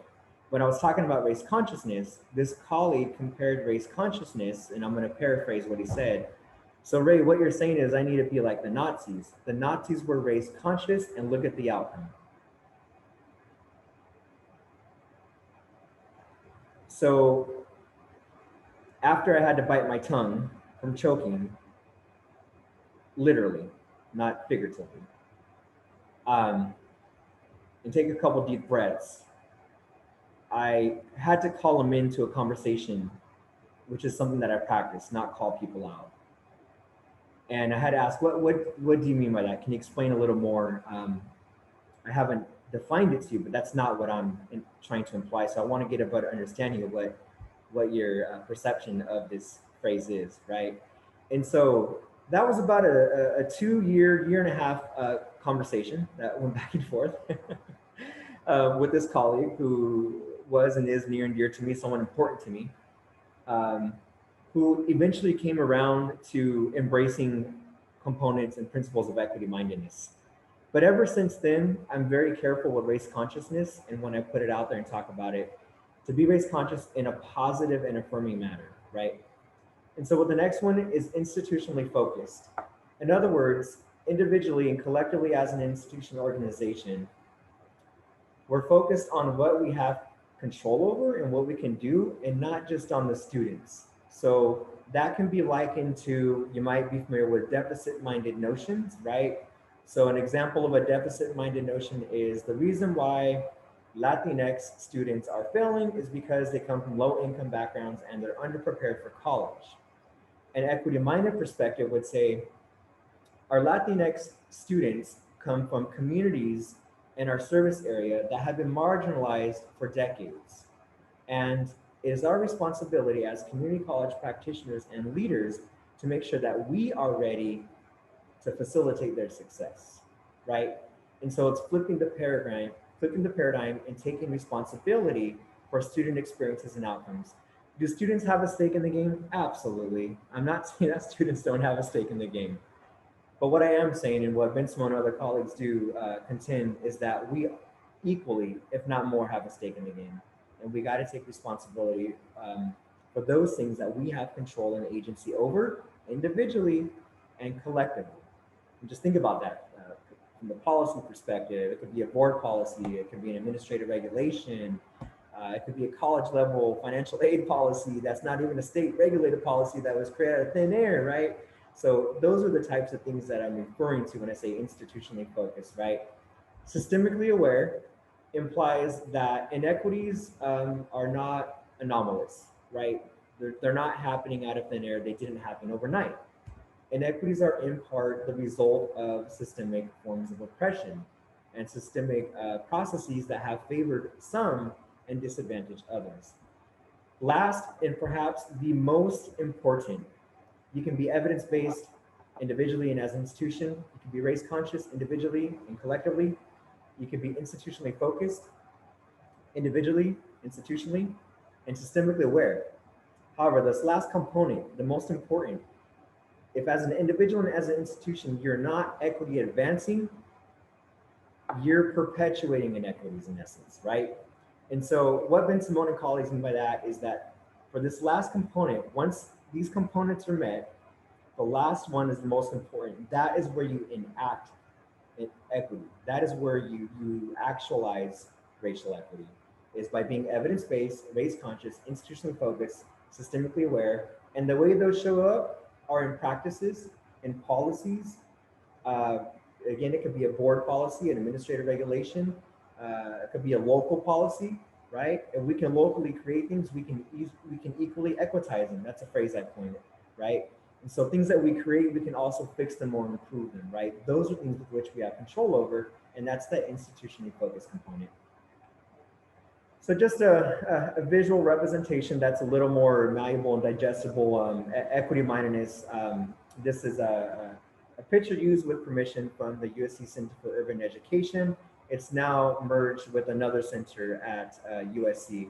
That's where Professor Bensimon used to teach and is now retired, running her own practice and consulting. I attended this conference, the American Association of Association of Educational Research. I was able to attend and hear this keynote talk by Professor Bensimon. And she went on to dive deeper into not just components of equity-mindedness, but she talked about factors that are conducive to actually being equity-minded. And so I just wanted to highlight these briefly for you all in your consideration. So being race conscious in a critical way as opposed to being colorblind. Being cognizant of how racism is produced through everyday practice, and having the courage, again, it's that final factor that is perhaps the most salient point and important to consider, right? Having the courage to make racism visible and discussable. If race is not visible and discussable, racial equity will be harder to discuss. It will be harder to benchmark. And need I say, it will be harder to conceptualize if it's not visible and discussable, right? And so I think that's really what Dr. Bensimon means by having the courage to make it visible and discussable, right? And I want you to think about these in two different domains, individually and collectively, which again, the collective being the institutional level and or the organizational level. So I think this is analogous to the root cause concept. I imagine you're almost familiar with the root cause analysis, right? There's various interpretations of the root cause analysis, right? And various kind of analogies, right? And so I'm just using this one for the purpose of today's presentation and discussion, right? You have this general root cause analysis being the weed on top of the surface, and at the root of the weed, you have a litany of sources that are in essence contributing to the weed, which is the most visible at the top, right? You with me so far? And so what I've done with that is I just done kind of an overlay and basically made it act into equity in community colleges and specifically racial equity, right? And thinking about this from a historical perspective, I think is especially important. And so when you look at the surface, what we see is persistent racial inequities in community colleges, right?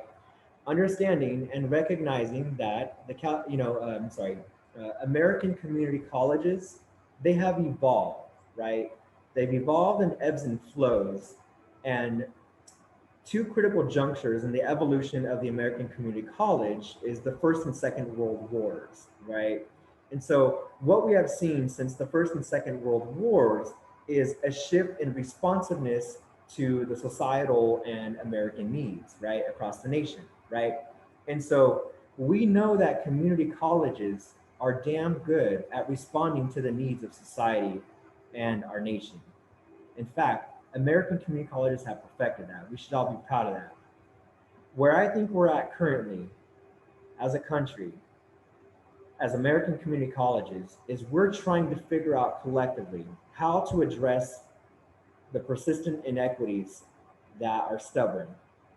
And I think this is where we're at in our national equity journey, if I could call it that, for American community colleges. We're trying to figure this out at the state level, across the states, at the regional level within the states, and within various colleges and community college districts, right?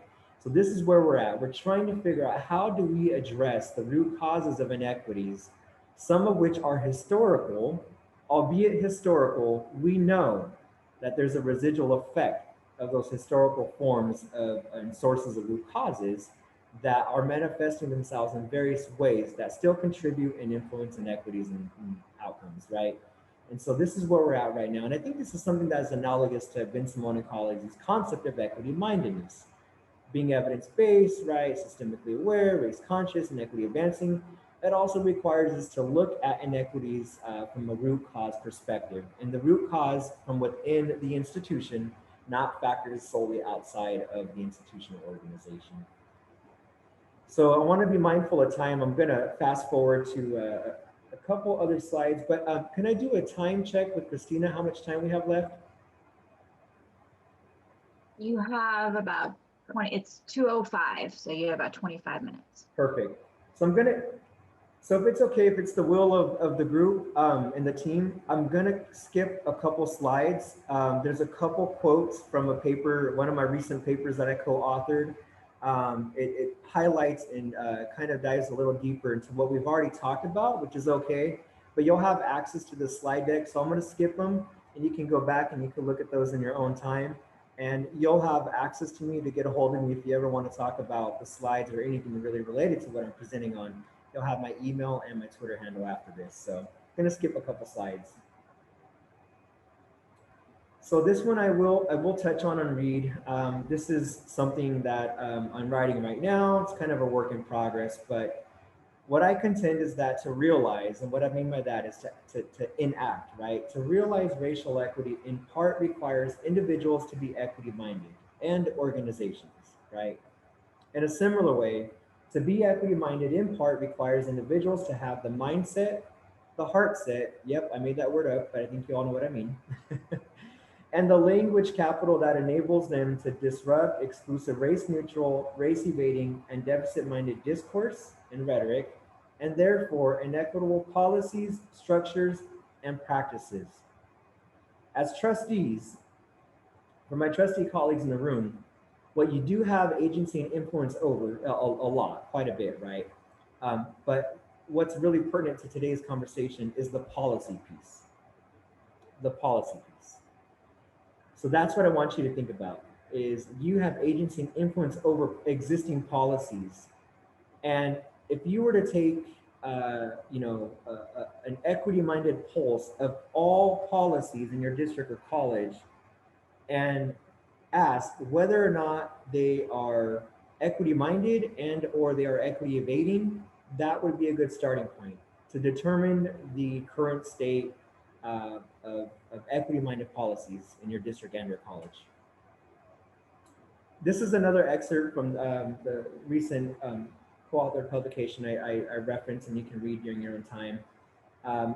This is another slide I'm going to skip, but what I want to do is I want to talk about this last activity, and what I like to do instead of I think instead of doing 15 minutes and instead of going into breakout rooms, Christina, what I'd like to do is I like to open it up to a group discussion and a group dialogue. So let me go ahead and put this in the chat. Can I do that? Let's see here.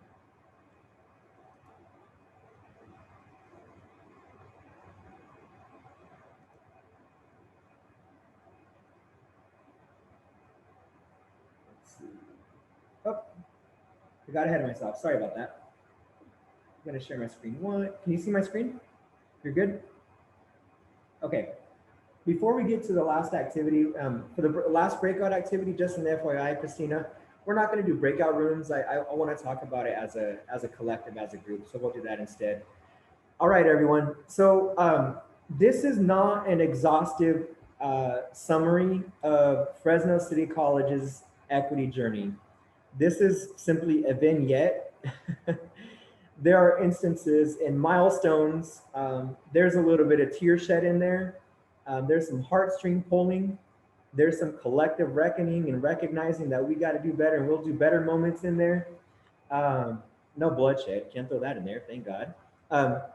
But this, I wanted to share this with you, to be forthcoming, to be vulnerable, and to be very just transparent with Fresno City College's equity journey. I am honored, and I intentionally use the word privileged to be able to do this work at Fresno City College, because I now work in an environment where the conditions are almost perfect, and I want to knock on wood. The leadership gets it and they do it. Our trustees, they get it and they're doing it. At the district level, at the administrative level, they're getting it and they're doing it much better. We have an interim chancellor, by the way. That's my shameless plug. Spread the word. We're trying to fill a chancellor position. But we have the perfect conditions right now where I'm able to do this work, and it's not done in isolation. It's done with support at the executive leadership level. I have the backing of the academic senate president, past president, and president-elect, and the same with the classified senate constituency colleagues. And we have the perfect conditions. And we're at a place at Fresno City College where we have a draft mission, vision, core value statement, and strategic plan. It's not final, so I can't unveil it yet. And the reason why I can't share it with you, unfortunately, today is because it's making its way through the constituency groups and they all haven't had a chance to review it.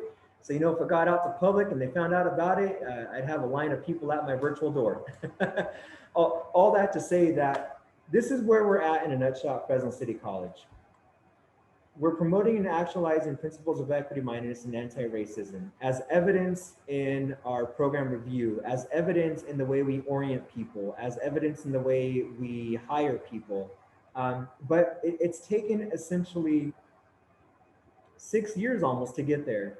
We went from addressing equity gaps from a programmatic level in a department, trying to address college-wide equity gap issues, to now taking responsibility as an institution. Instead of trying to remediate students, instead, in the spirit of equity mindedness and cultivating that culture of equity mindedness, we're trying to remediate ourselves to make sure that we are prepared to meet our students and facilitate their success, instead of wondering why they're coming to us underprepared and they're not succeeding just because of their background and other factors, right?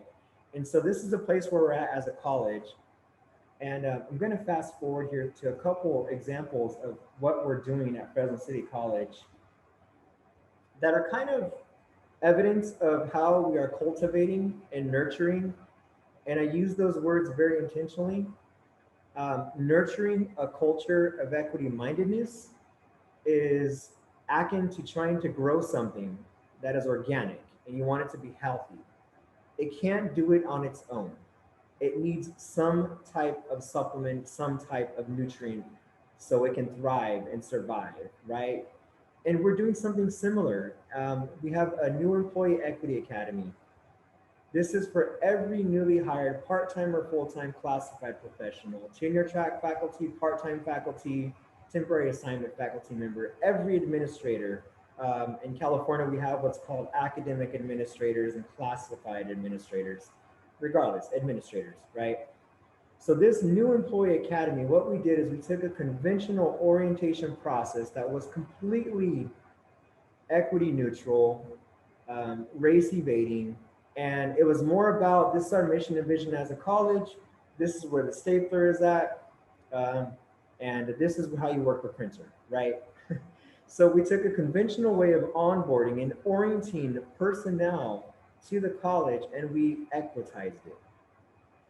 And throughout this equitized orientation process, there's groups of based on classification, faculty, classified, or administrator.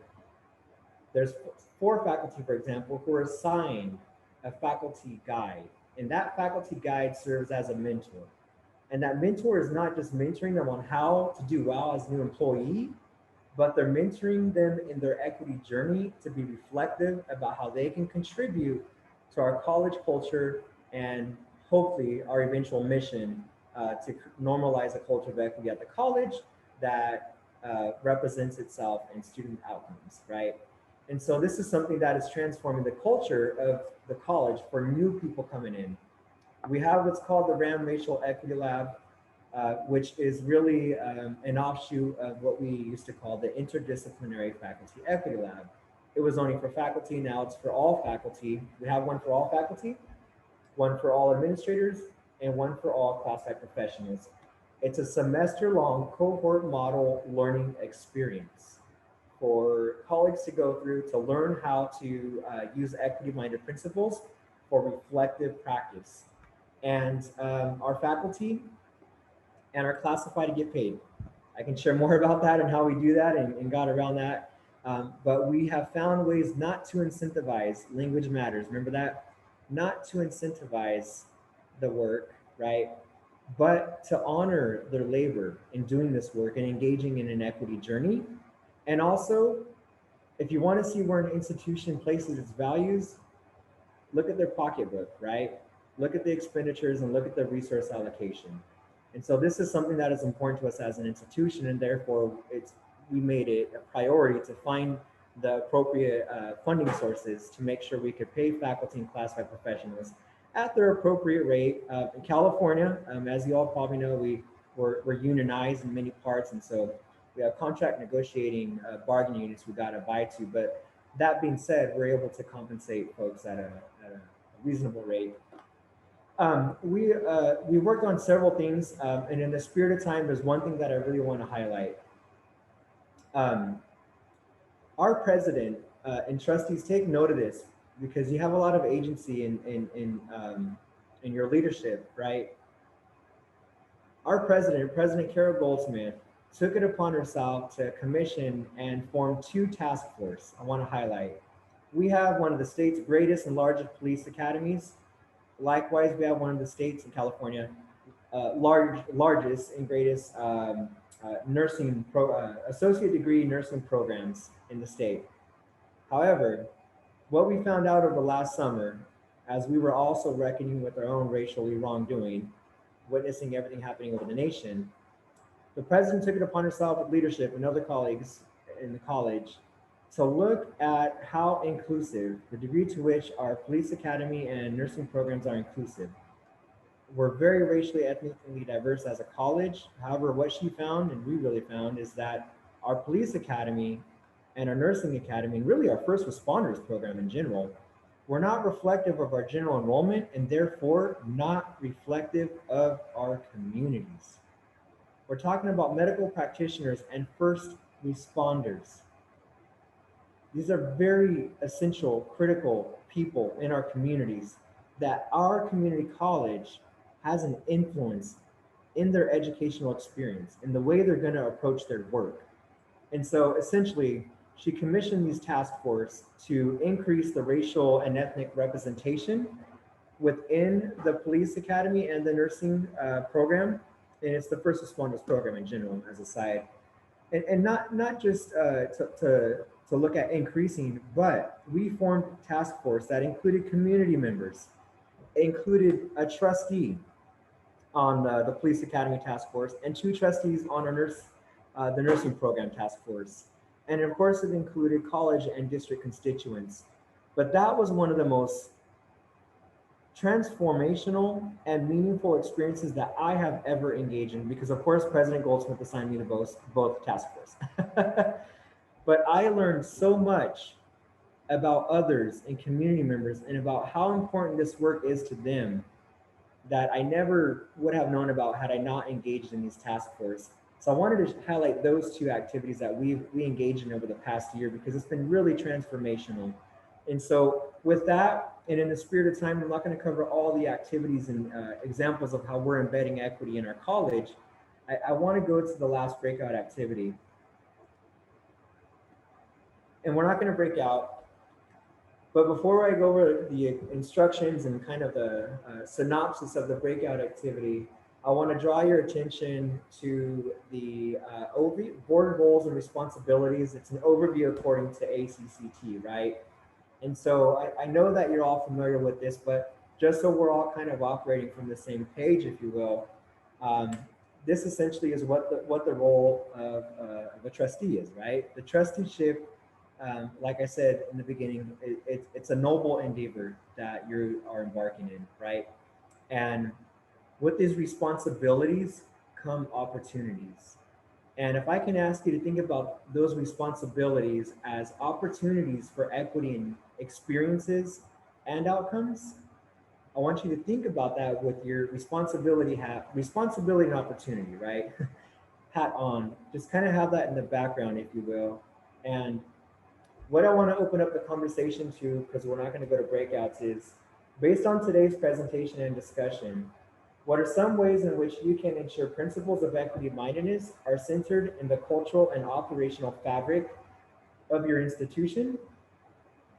And what are some ways you, as a member of ACCT and the organization as a whole, can promote principles of equity-mindedness? So kind of a two-pronged question. Based on today's presentation and discussion, what is one thing that you can take back to your institution to really start to embed principles of equity-mindedness? And in the spirit of the journey, I know you can't just go back and, oh, we're embedding right away. But what can you start with? What is something you can start with once you get back to your institution? And as an organization, as you know, ACCT, what is something the organization can do to really promote and encourage equity-minded principles across our nation? And with that, I'll open it up. I think for us, this is Trustee Sutton. I think for us, going back and defining those, getting those definitions, because I think we're all over the board on those, all over the chart on those definitions. And I think if we could just, first of all, come to a conclusion on those definitions. We have equity and diversity director starting July 1st. And I was sitting in this presentation thinking, oh my goodness, I wish they had already started, because this would have been excellent, a springboard, if you would, for that person. They're coming with experience, but I think this would really be beneficial. Thank you. And I would like to add that next year we'll be taking on producing our next strategic plan for the 5 years of 22 to 27. So this will be a focal point. And again, as was stated, making sure we have the definitions and that we agree as to what we mean by equity, diversity, and inclusive. That's wonderful for it, and that's great, because a lot of trustees look to ACCT, right? And they might find, hey, my institution, we don't have definitions. I wonder if we have something at ACCT that I can draw on to influence some kind of change or definitions at my institution. So I'm so pleased to hear that. Well, I would offer, I'm with Johnson County Community College in Overland Park, Kansas, that we actually have a meeting tomorrow afternoon regarding our orientation process.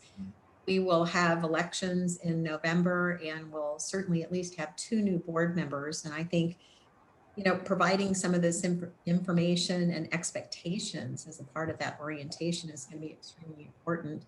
And I will take it a step further with the Kansas Association of Community College Trustees. We are looking at our orientation process as well on a statewide level. So I think both of those things can contribute to some change as well. So at least open up the conversation statewide. Wow, Nancy, that's truly wonderful. And I'm wishing you all the best. And I know you're gonna make some transformational change, if not at the least, encourage folks to think a little differently about how they can use their positions to advance equity. Wonderful. we have a new president, and so some of those conversations have been interesting to listen to this morning as well, because that certainly makes a difference. And we're doing a lot of positive changes on our campus right now. So, and getting into the meat and heart of all of this. Wonderful. Thank you. I'd love to hear from others. Okay, this is Yvonne Barnes, Trident Technical College, and I would just say that annually we review our strategic plan for the college, and to take the opportunity to go back and just review all of the components to make sure that we are looking at everything in a very comprehensive way to ensure that we're doing what we need to do in the best interest of those that we serve. Wonderful. And so it begins, right? That's how it starts. That's right. That's how it starts. That's wonderful. Hi, this is Claire Oleo, Selgin Community College. We have an annual board retreat, and part of the activity of our board retreat are to set the goals for the year. So I think in terms of whether your board retreats are ACCT facilitated or not, is to have the equity discussion as a principal component of that, and then embed that into the goals. That's one part of a big interlocking system of things, but that's something that I look at right now that is very immediately doable. Absolutely. And you know, what you may want to consider too is one thing I didn't share about California, and I trust a lot of you are familiar with this already, but I'll share briefly anyway in case you're not. California has legislation, right? So we have legislation, Assembly bill, legislation that requires California community colleges to maintain a 3-year equity plan as a condition for receiving state funding, right? But those equity plans themselves are not going to address equity gaps. That's a whole nother presentation. So, you know, nonetheless, we don't want it to solely be about compliance, but it could be a motivational factor to have some type of something at the policy, at the state policy level that affirms the importance of equity planning type work and diversity and inclusion. So that's something that you may want to consider in your respective states as an organization of state trustees, should you think that that is something viable to pursue. So we have a few more minutes. I think we can take a few more people. I know a lot of you are still chewing on and reflecting on what you learned and heard and discussed today. And so if you aren't ready to share, that is perfectly fine. But if there's anyone else, we have a few more minutes left with each other. MVCC? MVCC? Can you hear me okay? Yes. Mohawk Valley, go ahead. Alone at Mohawk Valley Community College. And there's a couple of things. We do have a retreat coming up in a few weeks at Diversity, Equity, and Inclusion was going to be all over it. I think you've helped define a little more of the subtext of what that discussion is going to be. What I'm suggesting, and certainly in our group here, which we have both administrators as well as board members in one room at the same time, is maybe into reading the book From Talk the Talk to Walk the Walk. I'd like to see if we can do that as a group. And then the third thing is maybe possibly coming together in the future to discuss that book and arrange that with the president. But I find those three things to be simple enough to do, but certainly a challenge as a result of what we expect will come out of that. Excellent, Mohawk Valley. I think that's tremendous.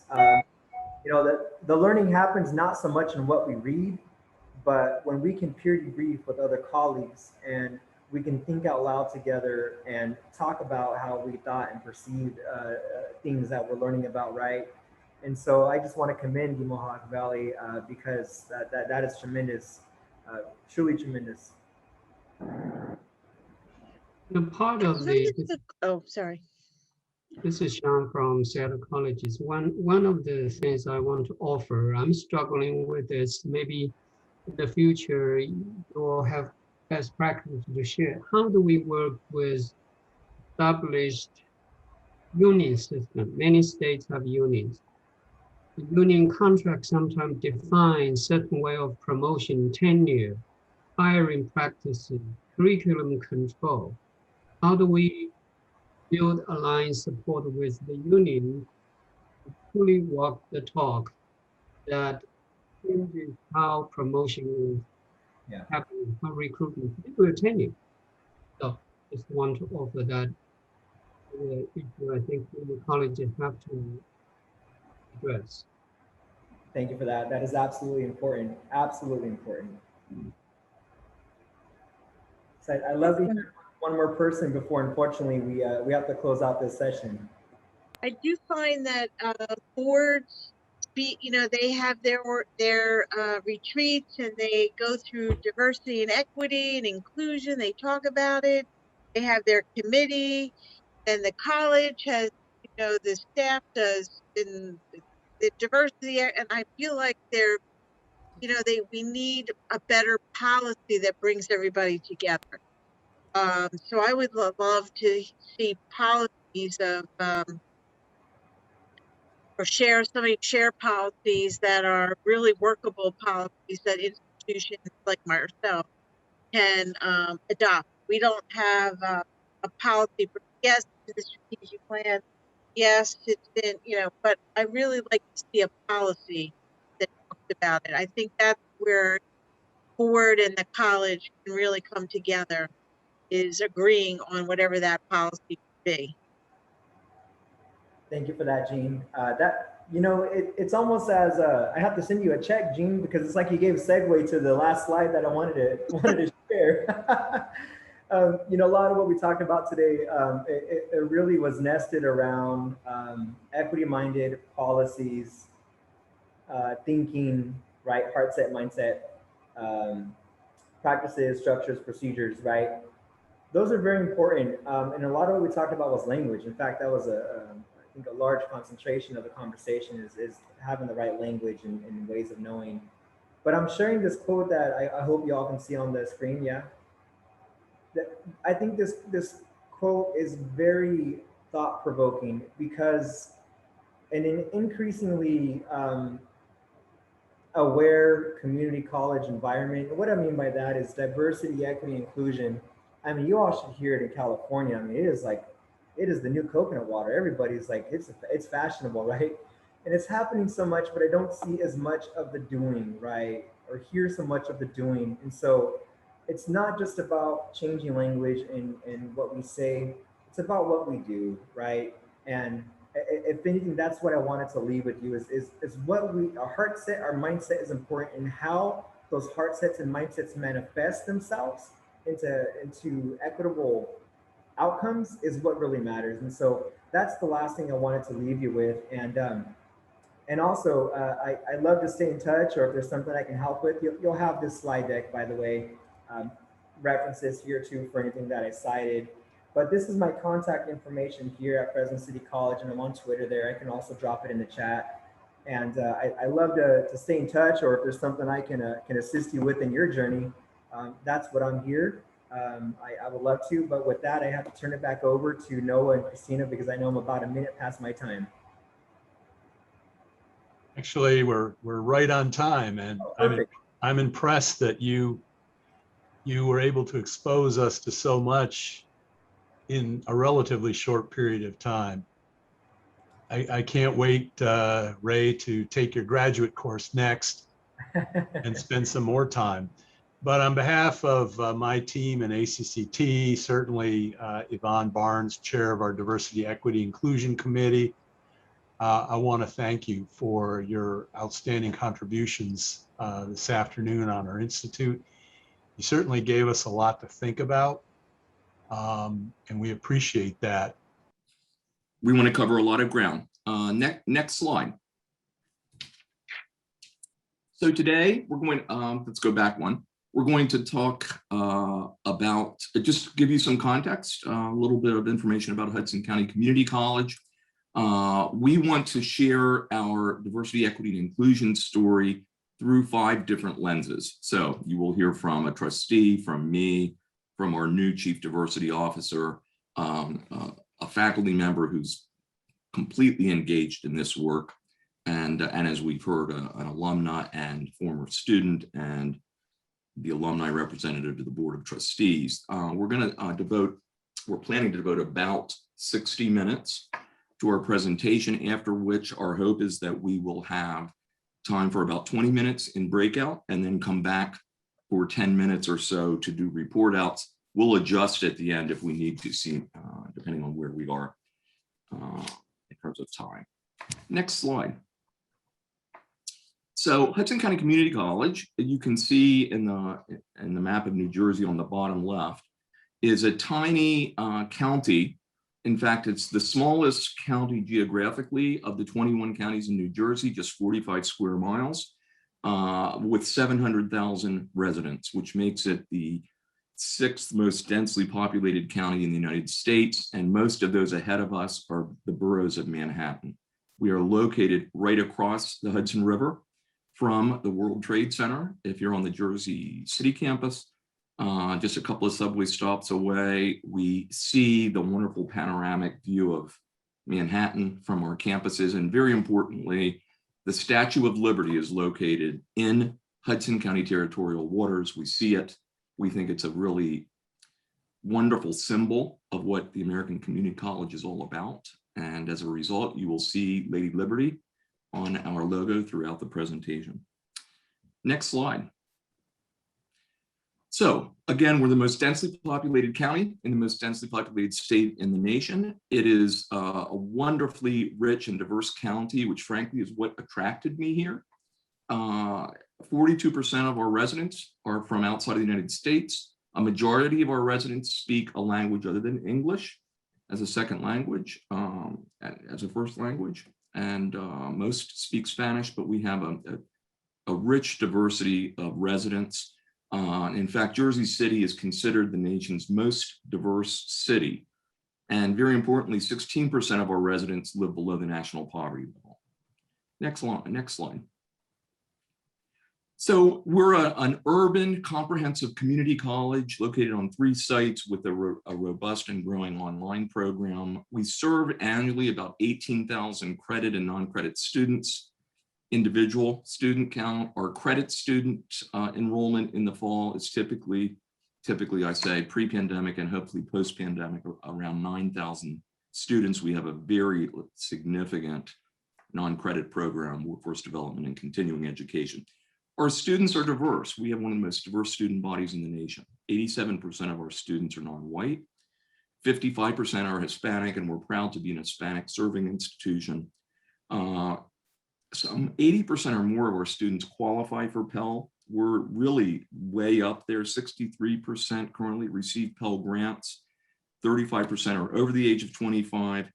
So we have a really diverse student body. We also have an accomplished and ambitious student body. I've never in my 41 years in higher education been more inspired than I am by the students at Hudson County Community College. They're navigating significant barriers, and when they complete, they're immensely successful. We have a very dynamic 5-star chapter of Phi Theta Kappa. We have students transferring to every kind of 4-year institution you would imagine, including Ivy Leagues, Research One universities. For the last 3 years, we've had a student named Jack Kent Cooke Scholar. This year, we have 2 out of the 74 nationwide. We had only the 2nd Goldwater Scholar last year from a community college in the state of New Jersey, history. Almost 60% of our students are enrolled full-time. Frankly, that's important to many students because they need the financial aid in order to attend. We have students facing many barriers. So the pride we take in the diversity of our students also at the same time represents one of our greatest challenges. Our students by their very nature are at risk for not completing, not because they don't want to, quite to the contrary. Our students are are resilient. They are very hardworking. They're incredibly grateful to have the opportunity for education. 80% are first in their families to attend higher ed. But as you can see, 80% of our new students, first time, full time, are initially enrolled in one or more ESL and or developmental English or math courses. Almost half of our students work full time. The majority of them also attend full time. And so what we find is our students take longer to complete. When we get to the 6-year mark, we're getting close to the national average in spite of the challenges, the urban nature of the college and the barriers that presents. But it takes the students too long. At the 3-year mark, the IPEDS graduation rate has started inching up. We are now at 14%. We need to do much better, obviously. Next slide. So we are just finishing our next 3-year strategic plan following a year and a half of working on an academic master plan, a student success action plan. Of course, our board has set goals and we have DEI goals that we'll be discussing. Our new mission statement is that Hudson County Community College provides its diverse communities with inclusive, high quality educational programs and services that promote student success and upward social and economic mobility. And our vision is, as one of the nation's leading and most diverse urban community colleges, we aspire to offer consistently best practice, transformative educational and economic opportunities for our students and all residents of Hudson County. Next slide. Our new value statement is organized around an acronym, Hudson Cares, and very fundamental to the work we're doing in DEI and beyond is we're putting a real focus on enhancing and further developing a culture of care in all parts of the college. Next slide. Our 4 sort of collective pillars that the college community has galvanized around in this work involve transparency, collaboration, constant communication, and increasingly the use of data and very importantly, disaggregated data to inform our decision-making and our practice. Next. At this time, it's my wonderful pleasure to introduce Trustee Pamela Gardner.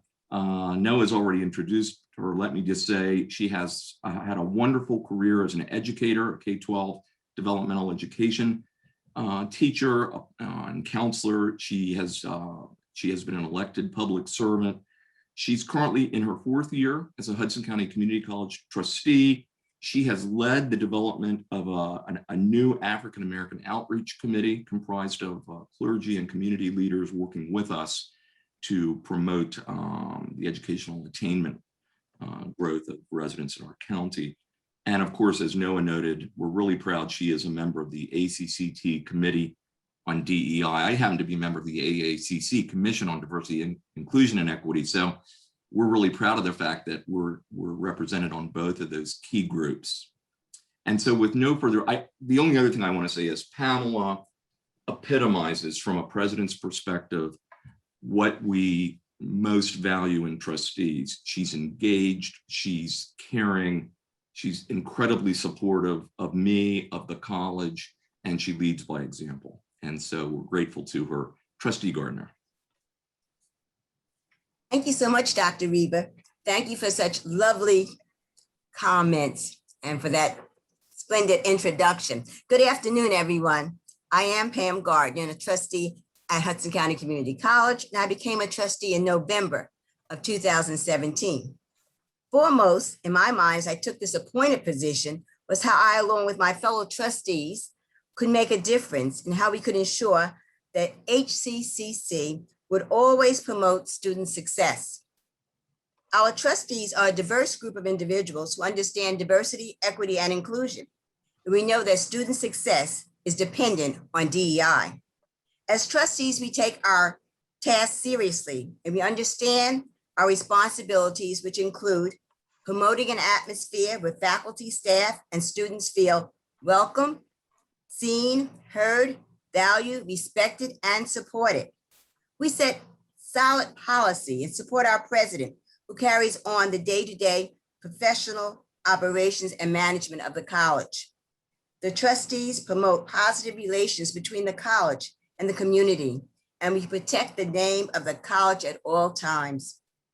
We have yearly retreats, which are most beneficial as we work to shape the strategic direction of the college. The trustees have 1 to 2 committee assignments.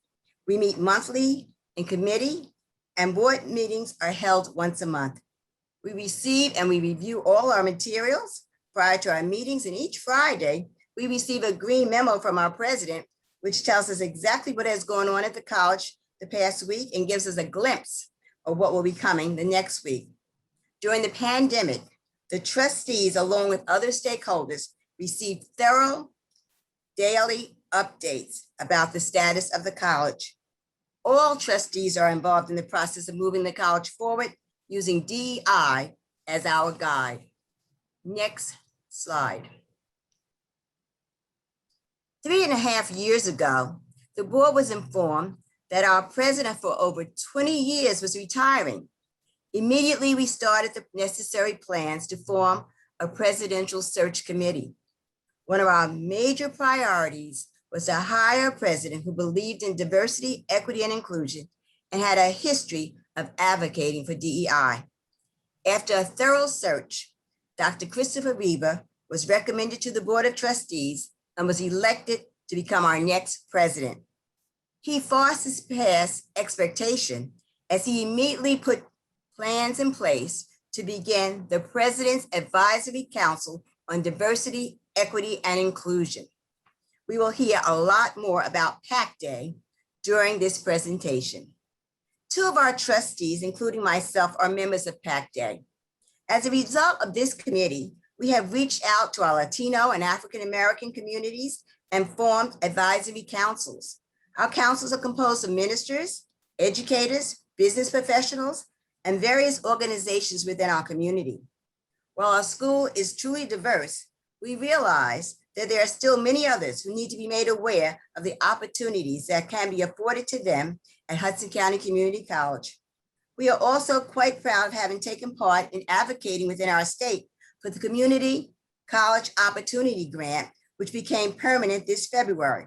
This grant provides free tuition for students who have a yearly income of less than $65,000. We were most happy that the governor came to our college to have this bill signed in February. The trustees are encouraged to take part in college events. We are so fortunate at Hudson to have Hudson Helps, a wraparound service program which services that support our students' basic needs. We have food pantries at 2 campuses, a beautiful clothing closet, social services of all kinds, and we are most proud of our new office on mental health, counseling, and wellness. This is so needed, especially as our students return and our faculty return back to college. All trustees are encouraged to take part in the outstanding trustee training offered by ACCT. ACCT is most supportive to the community colleges and was instrumental in assisting us with our presidential search. Trustee Vice President Bakari Lee is most active at ACCT and has served as chairman of the board of directors. I am proud and humbled to serve on the ACCT Committee on Diversity, Equity, and Inclusion, representing the Northeast region. Next slide. As a result of the President's Advisory Council on Diversity, Equity, and Inclusion, the board is reviewing and updating all policies. Recent policies that have been approved by the Hudson County Community College Board of Directors, Board of Trustees, I should say, are recruitment, screening, and hiring, accessibility services, preferred name, and that's a new one. That is, as we know, students that sometimes prefer names other than their own legal name. This may be due to gender identity, cultural background, social or personal identity. Yes, the legal name is still on record, but their preferred name can be used in their committees, in clubs, and in their classrooms. We want everyone to feel comfortable, everyone to feel at home, and so we will use their preferred name. Non-discrimination and anti-harassment, sexual harassment, and Title IX policies were brought up to date. We have a new policy for mental health, counseling, and wellness. As you know, we have the new office. Now, the Educational Opportunity Fund, we have noticed that our students who belong to that, who are part of Education Opportunity Grant, sometimes they have certain problems. They are from an underrepresented challenge, and they're challenged academically, financially, or they may need special assistance due to cultural or social differences. This policy allows for them to receive all the supports that they may possibly need in order to be successful. And the Educational Opportunity Fund, the supports that we have given those students, we found work so wonderfully. We said, why not for all students? So a policy was put in place called Student Support Services. All students can receive special services to help them to be successful. No one is left without support services. What's good for one is also good for the other. And we found that that is helping to move our college right along. One policy that we have pending is children on campus. As you saw, many of our students do attend school full-time and they work full-time and they have children. And sometimes there's a need for the children to come along to school with their parents. So for faculty and children, we are putting a children on campus policy in place that at certain times, not all the time, but when there's a need, our children are welcome on campus. Next slide. Actionable items for trustees: be involved, attend college programs, and continue to advocate for diversity, equity, and inclusion while working together as trustees to support the president. That is our responsibility, and that is how we as trustees make a difference. And now we'll hear from the president of Hudson County Community College, Dr. Riva. Thank you.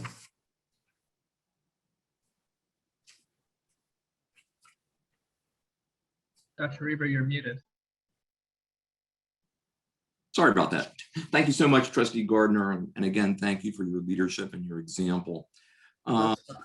So from a president's perspective, I want to share several things. I just, tomorrow marks the 3rd anniversary of my presidency at Hudson. I aspire to be a servant leader. So I am viewing my own imperative in terms of how effectively I can engage with the college community and help support the community, shared goals, shared aspirations. And so for me, it's natural to be engaged with folks, to be out of the office and attending meetings and events, to know people on a personal level, and to live by principles like every person matters, every conversation deserves respect and civility, and everyone has a role to play. Next slide. So I have been participating in open discussions, dialogue, in collaboration with others, and really trying to ensure that our college community is a place where everyone has a voice, including dissenting voices, and that we agree to disagree civilly and respectfully. Next slide. When I arrived at Hudson, as many new presidents do, I immersed myself in what I called a listening tour. For the first 4 months, I tried to spend the vast majority of my time simply getting to know our college community, one-on-one, in small groups, students, faculty, staff, trustees, foundation board members, community members, elected officials, et cetera. And out of that engagement and that opportunity to listen and to hear the dreams, hopes, aspirations, as well as the concerns and challenges of the whole cross-section of our community, several themes emerged. It became increasingly clear that there were 2 overarching shared values that really kind of serve as the common denominator for everyone on the campus. One is student success, working together assiduously to promote the increased success in terms of completion, transfer, gainful employment of our students, and to help remove barriers to their success. And the other is diversity, equity, and inclusion. So we have this wonderfully diverse community. I've never been in a college that has been more caring, comprised of individuals who really support and really love one another. And yet there had been until 2 years ago, no focused goal setting and work around supporting DEI in all forms and focused on how we can continuously improve our support for addressing equity gaps and for ensuring that everyone's included and for continuing to focus on recruiting students, faculty, and staff from diverse groups and supporting them in their needs. And so these have become now 2 overarching priorities for the college in all of our work. And out of that came a decision to join Achieving the Dream, to really use that rich network of colleges that are focused on best practice and use of data to inform student success initiatives. And the other piece that we're really focused on today is the creation of the President's Advisory Council on Diversity, Equity, and Inclusion. So as I became more and more aware of this as a shared value of our college community, and I hold monthly town hall meetings where we have a chance as a community to discuss issues like this. Working with others, we proposed, and I supported this in my presidency, the creation of a new organization on the campus. It's comprised of about 40 members who represent all of our constituencies. This organization was established, a charter was written, and individuals who were interested were invited to become involved. And it has shaped and informed our work as a college community around this area of priority. We've also found that student success and DEI are incredibly integrated. The ATD student success work is grounded in an equity model. And so the final thing I would mention is, as we're doing this work, we're trying to make sure it's actually evolving from the ground up. We've started to use the word organic. So while the trustees and I have supported moving forward with investment and support for the goals that our community shares, the work of PAC Day has evolved from the ground up. So the diverse members of PAC Day have organized themselves into committees, have developed goals informed by a climate survey, all of which we'll hear more about.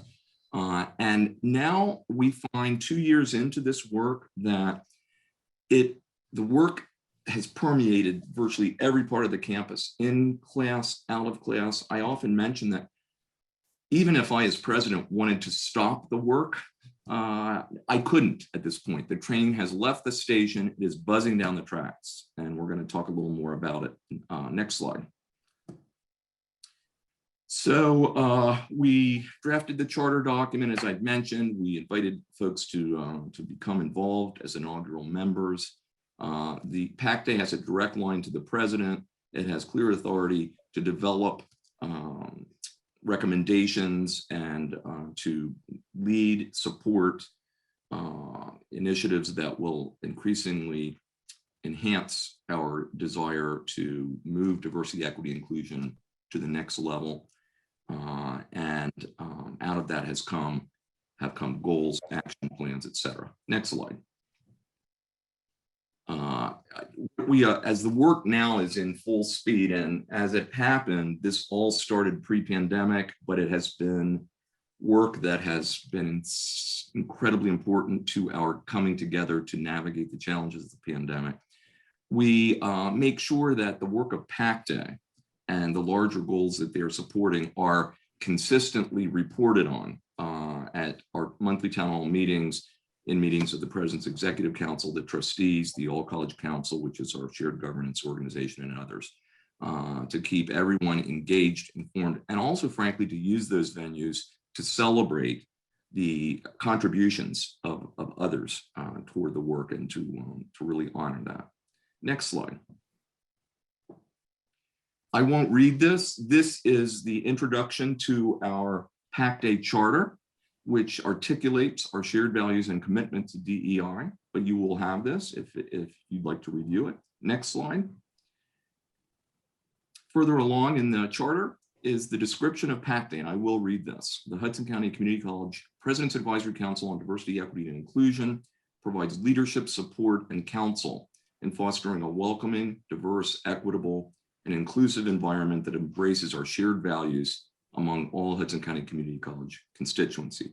The council contributes to the achievement and continuous improvement of policies, procedures, programs, services, and outcomes in support of a college culture that values, respects, and celebrates diversity in all forms.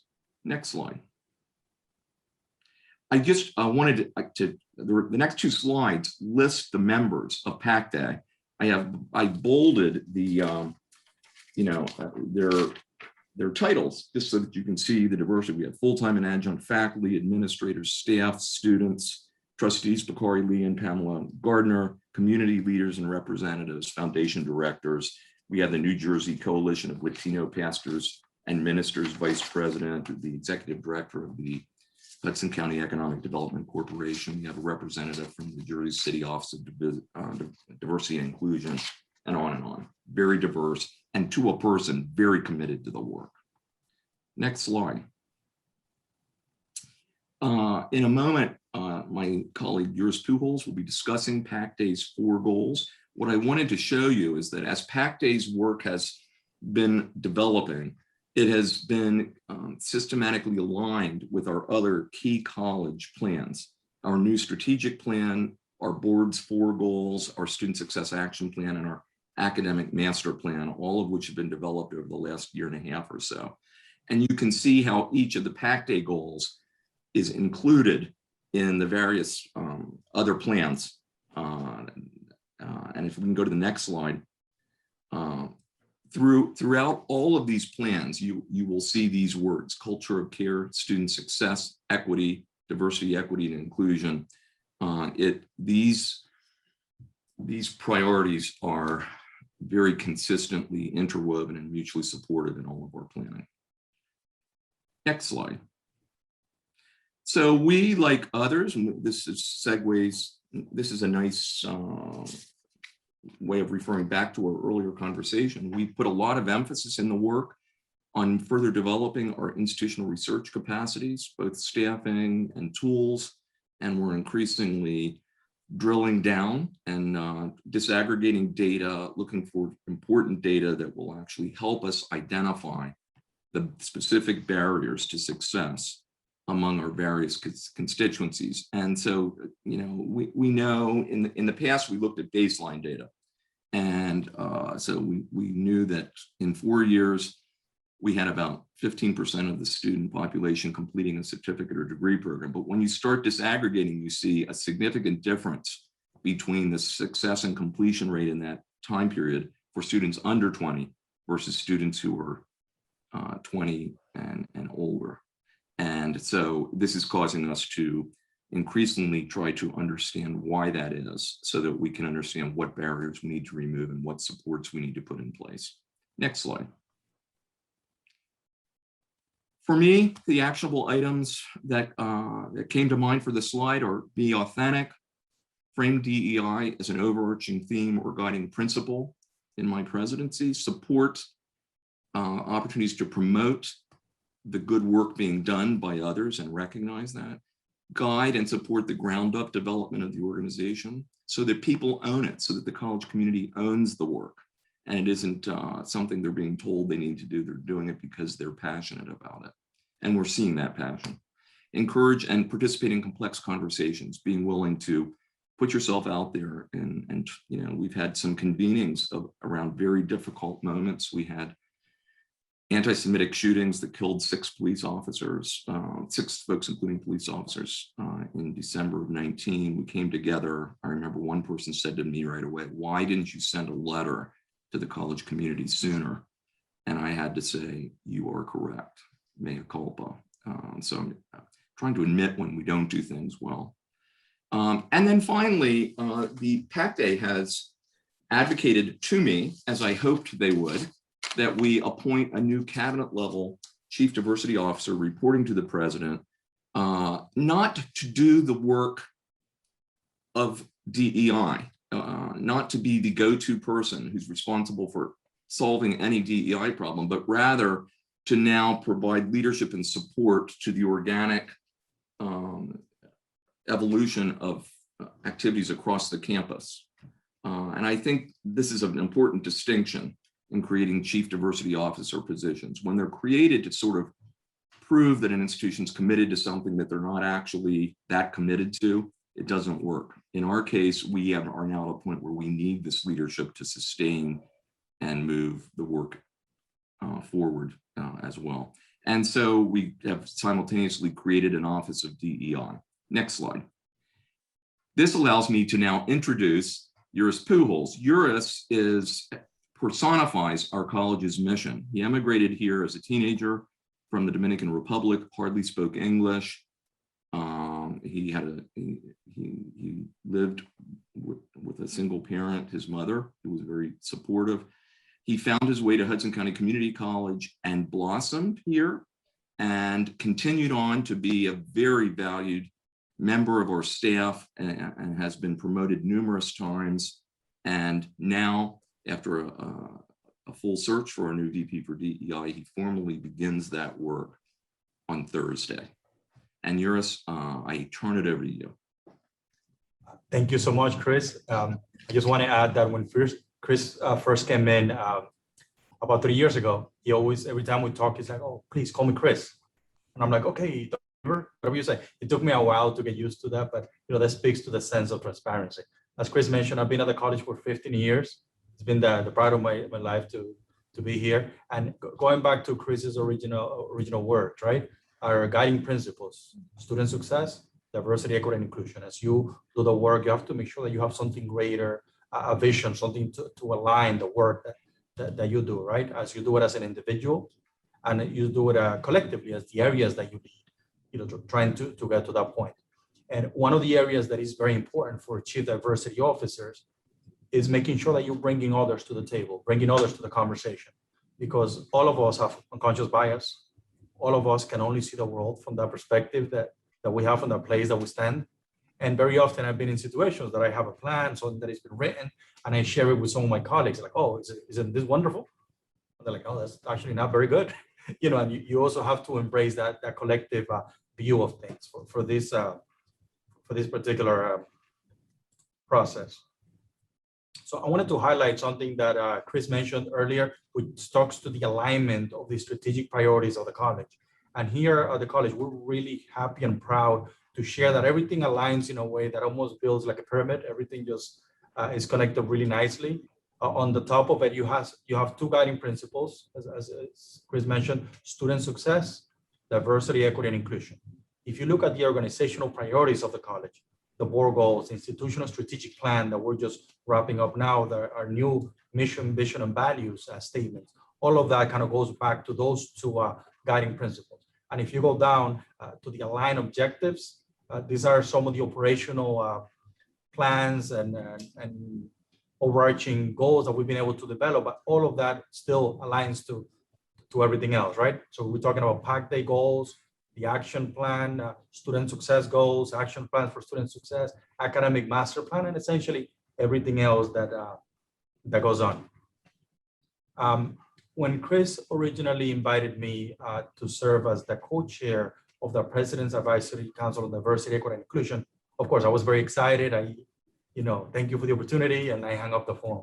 And then I started to contemplate, like, wow, this is a real big job. I hope I don't mess it up. And I'm happy to look back and reflect on the work we've done. And I have to go back to the first day when we met, right? Like, we have this group, 40 individuals sitting in a room, very excited about the work, what everything that lies ahead, the charges that the president had given us. And he's like, "Okay, what are we going to work on first?" Since day one, we had some of our colleagues saying, "Okay, we need to break into subcommittees. We need to work in the HR processes. We need to work on programming, coordinate this. And that's one of the true moments that you really need to take a step back. Because if we, as a group of 40 individuals, would have made a decision, strategic decision of where to move forward with that, that would have been a decision made in a back room by a group of individuals that affected everybody else.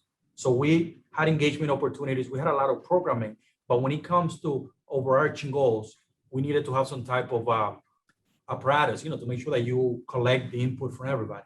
So we conducted a climate survey.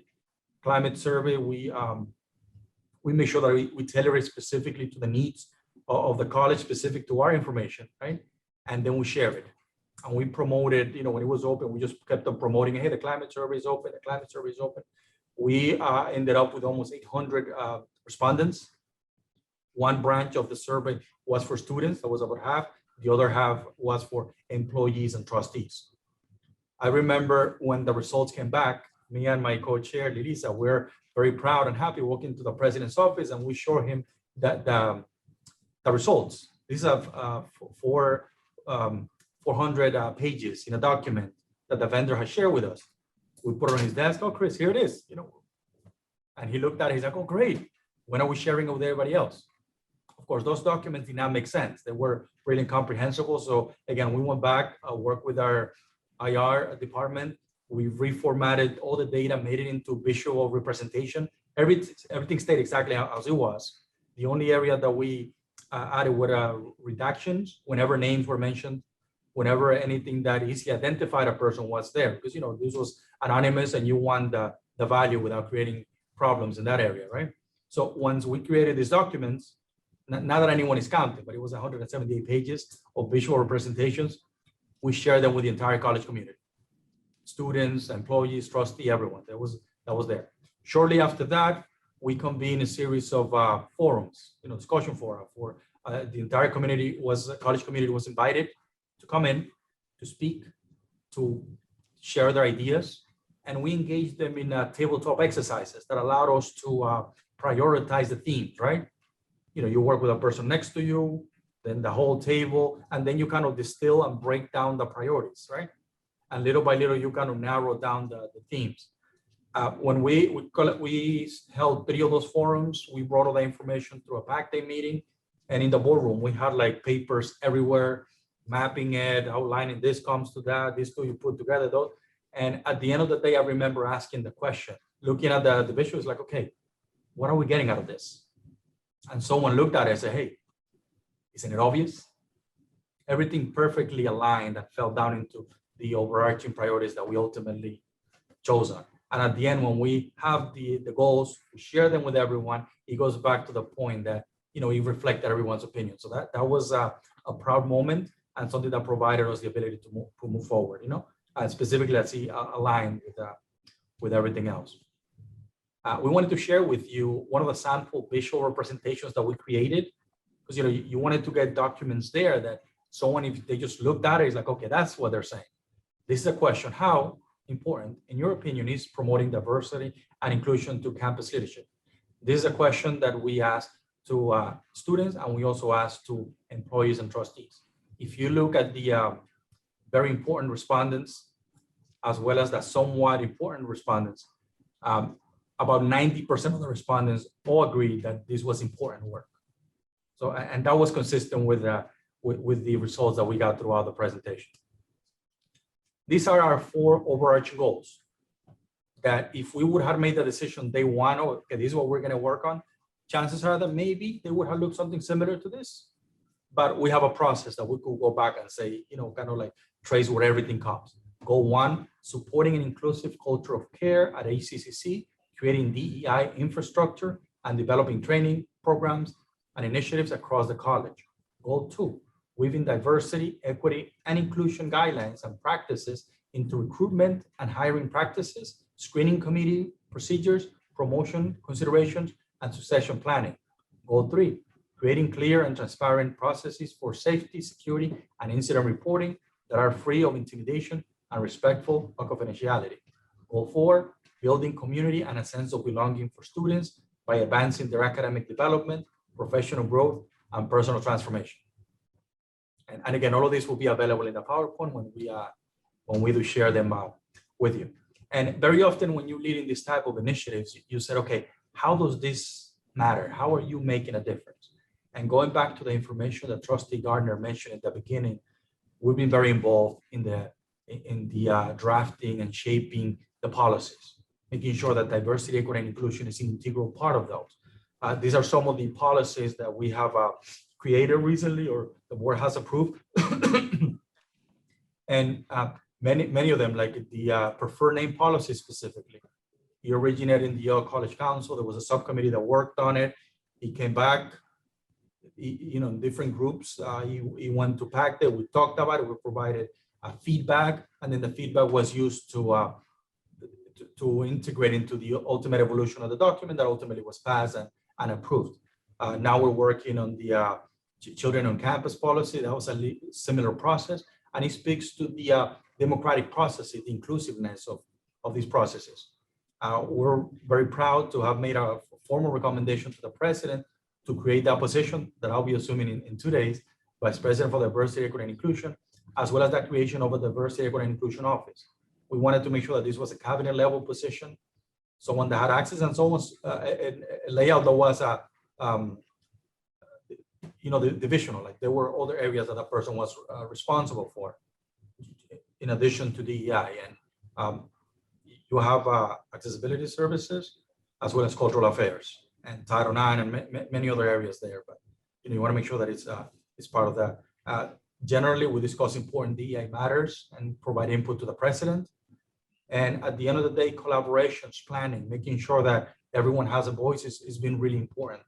Particularly last summer when we held a lot of programs in response to very challenging times, in so many different areas.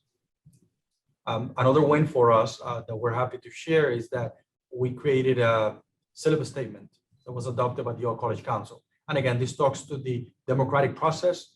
There was a subcommittee in the Yale College Council, drafted a document. They worked with different areas, different entities. Then they brought it back to PAC Day. We had a subgroup work on it. They provided feedback on it. And then the document kept on getting altered. And ultimately, this was the version that we all agreed on.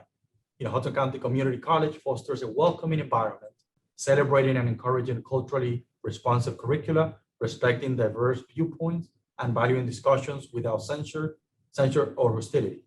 Our classrooms are threatened by embracing of student voices and identities. The President Advisory Council on Diversity, Equity, and Inclusion encourages students to review DEI resources and initiatives at the following link.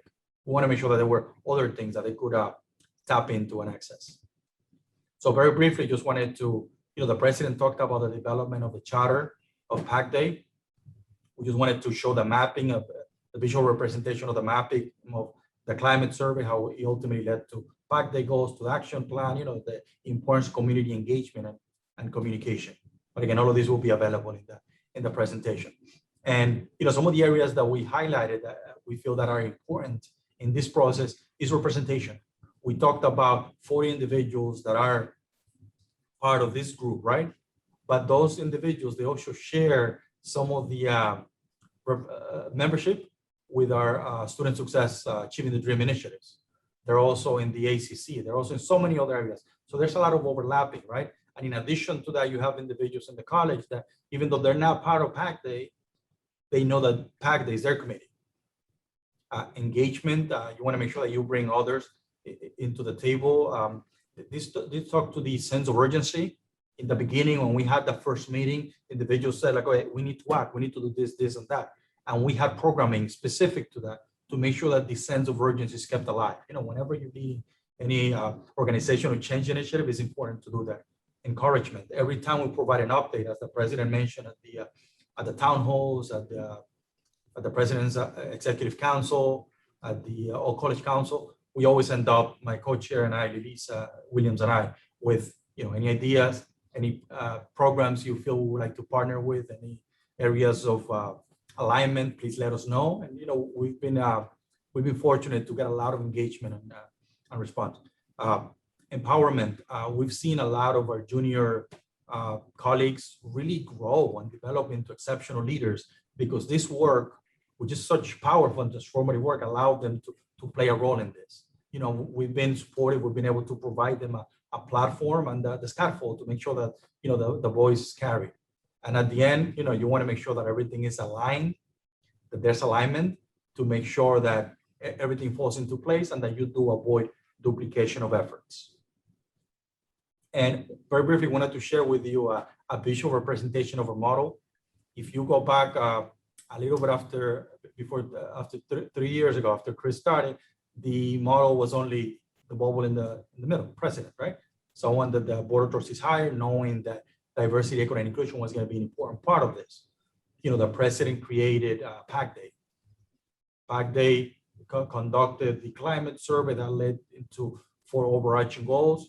Those overarching goals, each one created a committee specifically to work on the achievement of that goal. We also have ad hoc committees for the working groups, you know, that talks to the sense of urgency that needs to be maintained, things that you need to do outside of these areas, and, you know, short term that needs to happen. Trustee Gardner mentioned the African American Outreach Committee and the Latino Advisory Council. Those are areas of opportunities that we've been able to expand and bring that outside perspective, you know, from the community that we're serving. And this, we see this as a start point, you know, that hopefully if we get an opportunity to present this again next year, talking about the quote that Professor Dr. Ramirez shared this earlier today, right? About Dr. Ben Simmons saying that equity work is not a destination, but a journey. This is our journey up to now. And moving forward, you know, there'll be more bubbles. And the final, you know, the Office of DEI, that's like the ultimate or the final part of the evolution of this. But up to this point, you know, so much more is yet to come. Some of the challenges that I want to highlight, and, you know, these might be areas for discussion when you do the breakout session. Community buy-in. When you start this type of programs in your organizations, how do you know individuals are going to buy in? You know, that it really depends, and it changes from community to community, right? Where to start, and that goes back to the first day in the boardroom meeting. Oh, we need to break into committees. We need to work on this. We need to work on that. You need to maintain that momentum, that sense of urgency, because if you do not do that, those individuals that are ready to get it done, they're not going to keep on it. So you need to maintain that, but at the same time, bring back the strategic focus. Make sure that it goes to the areas that are in alignment with everything else at the college, guiding principles and organizational objectives. And be mindful of the organization spectrum of support of DEI. When you put this work, and maybe any other initiative that you put out there, there's going to be a spectrum, right? There's some individuals that are going to say, oh, too much diversity. There's some individuals that are going to say on the other side of the spectrum, well, not enough diversity, and they're out. You know, so you need to work with the center. We've been fortunate to have a lot of support in this area, and you know, just important takeaway. And from my, you know, for Chief Diversity Officer takeaway, I would just like to encourage a diverse collection of different perspectives, right? Make sure that you bring others. Like, you're only going to see the world from where you're standing at that point. There's room for growth, and there's room for others to do that. We had a working joke at the college, STP, the same 10 people. You're working on so many different important things at the college, but everything adds up to, you know, the same 10 individuals are in the room making those decisions. So we have since moved away from that based on, you know, the democratic process that CRIS has instituted at the college. Make connections and partnerships outside of the organization. That is key. That is important. It talks about the membership of PAC Day and a lot of the programming that we have. And finally, I would say embrace the internal talent. The people that you're working shoulder to shoulder, there's talent there, there's passion there. Bring it in, and storytelling has been very powerful for us. Use it, and that allows you to get individuals to know each other, learn about someone else, and you know, get a better idea of our community. With that, I thank you for your time, and I'm happy to pass on the presentation to my friend and colleague, Professor Eric Adamson. Eric. Thank you, Yaris. Good afternoon, everyone. My name is Eric Adamson, and I'm an assistant professor of English at Hudson County Community College. I'm going to talk about how the culture of DEI that has taken shape at our college has made an impact on professors. I want to clarify before I really get going that I'm mostly going to talk about my specific experiences and the initiatives that are taking place in my division, which is English and ESL. Despite that, I think that my experience is not an uncommon one among my colleagues in other divisions. Next slide.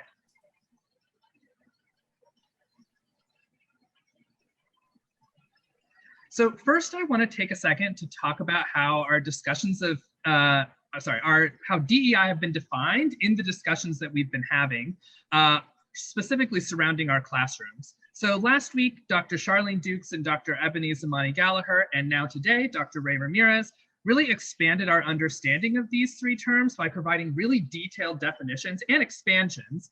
And my definitions are just a smaller subset that are specific to our classroom concerns and discussions.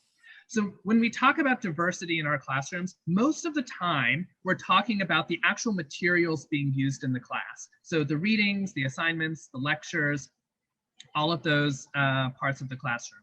When we talk about equity, we mean the desire to make sure that every student has a real, actual chance in the classroom.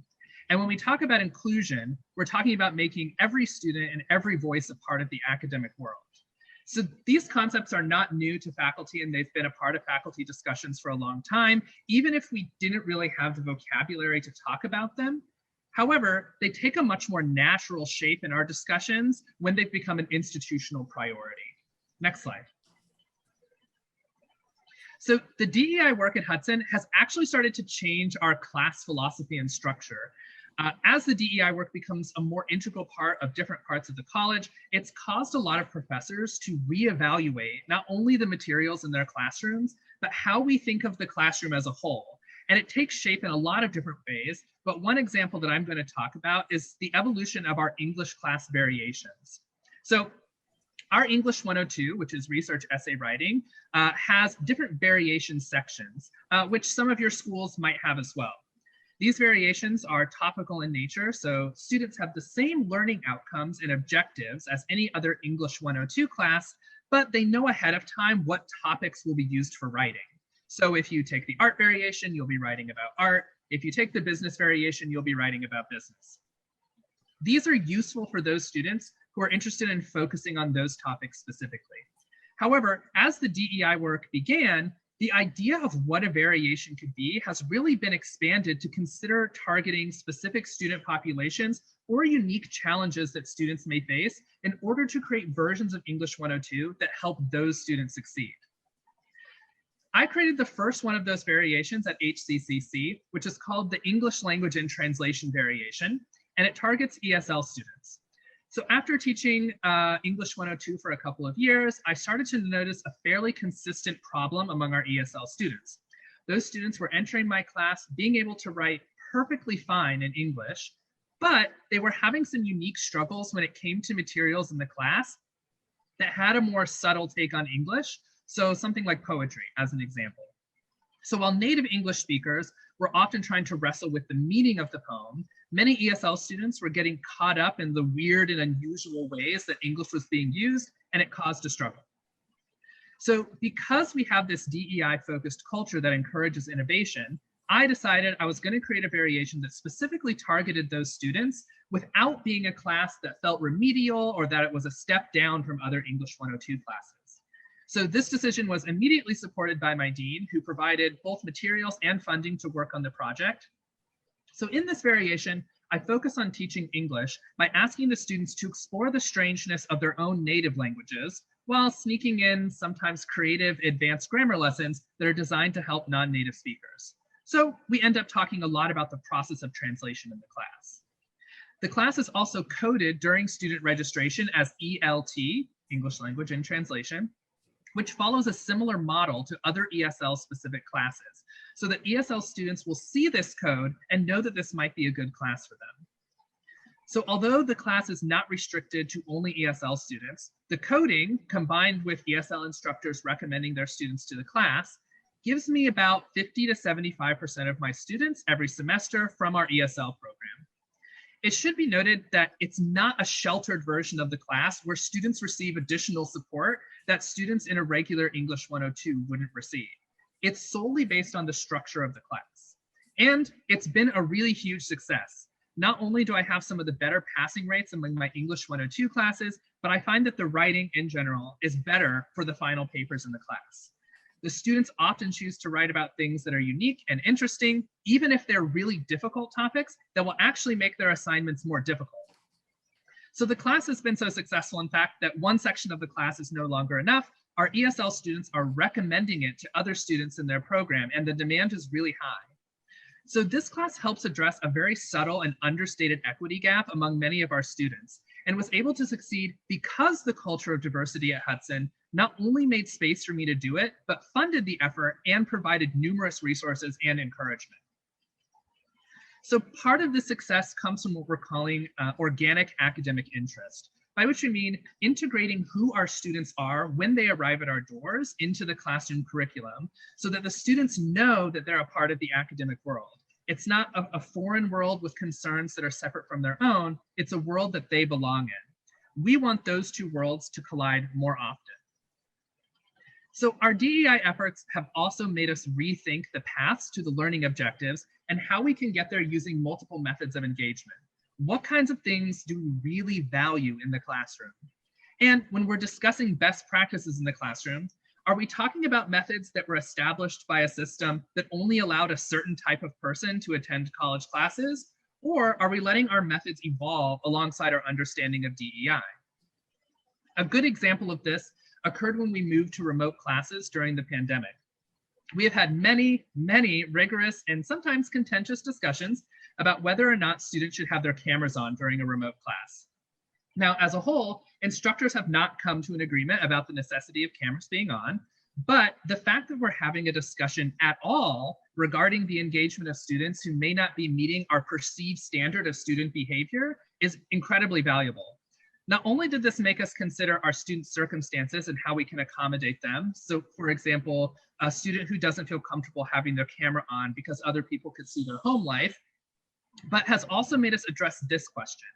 If we're only capable of teaching one type of student who behaves in a particular way, are we really achieving our DEI goals? It made us realize we can choose to reevaluate our perspectives. And finally, we've made DEI a really integral and recurring and important part of our class review process.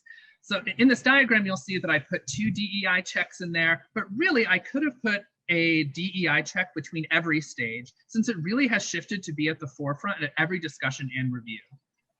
Next slide.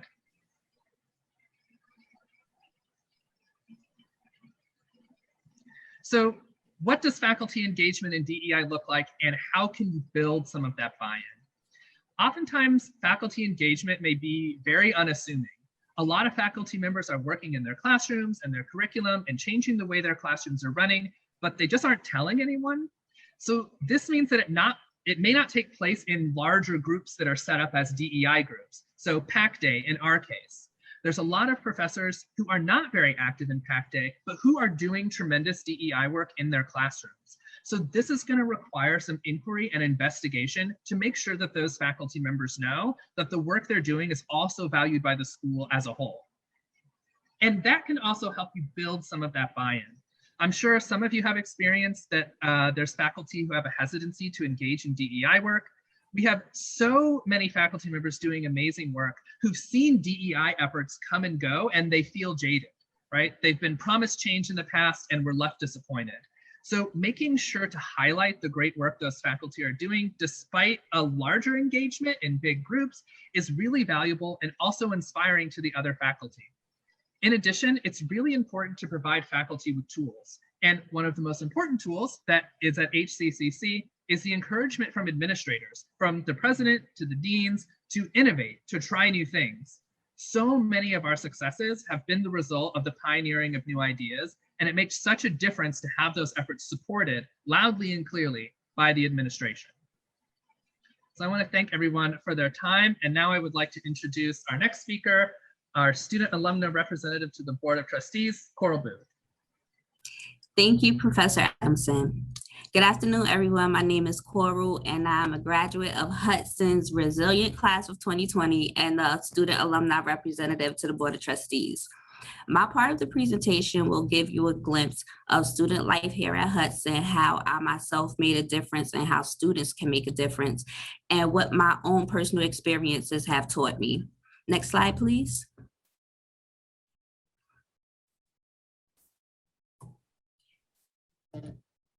So students have a unique perspective because Hudson provides us with countless opportunities to have the ultimate college experience. My experience, for example, started out with me being a student, and that led to being inducted into honor societies. Then I wasn't only a student, but I was the parent of a student who me and him attended Hudson at the same time. I became a peer leader, and now I'm not only the alumni rep, but I'm also an employee here at Hudson. Next slide, please. So students are a major part of the Hudson family. There's a student on just about every committee at the college, from our Return to Campus Task Force that addresses the concerns of faculty and students on returning to campus after and during the COVID-19 pandemic, all the way up to the President's Advisory Council on Diversity, Equity, and Inclusion. One of the most important programs that Hudson offers is the Peer Leader Program. This program gives students the opportunity to work with the college as part-time employees and new student orientation leaders working in the areas of student life and leadership, enrollment, and advising. Peer leaders play a vital role in assisting new students from the time they enroll all the way up to graduation. This is how a lot of students get to know who the peer leaders are, because they'll see us around campus and helping out at events, and it shows them that there's someone there who understands them as a student. It was in my position as a peer leader that I met my now close friend, Nancy. So Nancy came into enrollment one day where I was working, and she came up to me and said she saw me on Out of the Box, which is a podcast that Dr. Reber hosts. And she told me that I was an inspiration to her because she was planning on dropping out of college. And then she heard my story and said that if I can do it, so can she. And she just graduated this past May from the nursing program. So I learned two things from that interaction with Nancy. One thing is that you never know who is listening to you. And the other thing is that you never know who your story will inspire. Next slide, please. So before I attended Hudson, I was a college student. I went to college straight out of high school. It was one of those things where, you graduate from high school, you're ready to get out of your parents' house. You just want to experience that freedom. And when I did get there, I realized that at that college, I was just a number. The difference here at Hudson is that no one student is a number. Everybody has a name. And when students realize that people in the college community really care about them, they become a different person. So I remember the exact moment when I felt like a person and not a number. I was invited to join the National Society of Leadership and Success, and my first contact outside of other students was with Veronica Gerasimo.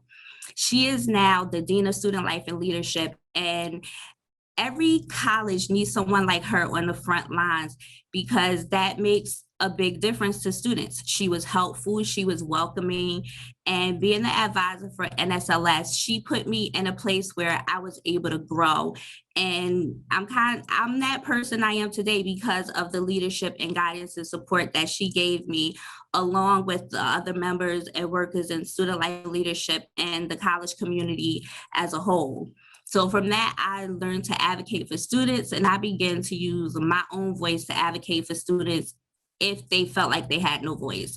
So the opportunity to join honor societies and clubs and organizations, it not only gives students the opportunity to find their voices and use them, but it also gives them the opportunity to create a community with other students. And the clubs and organizations aren't limited to students of any ethnicity, race, or gender. Anyone can join any club they want.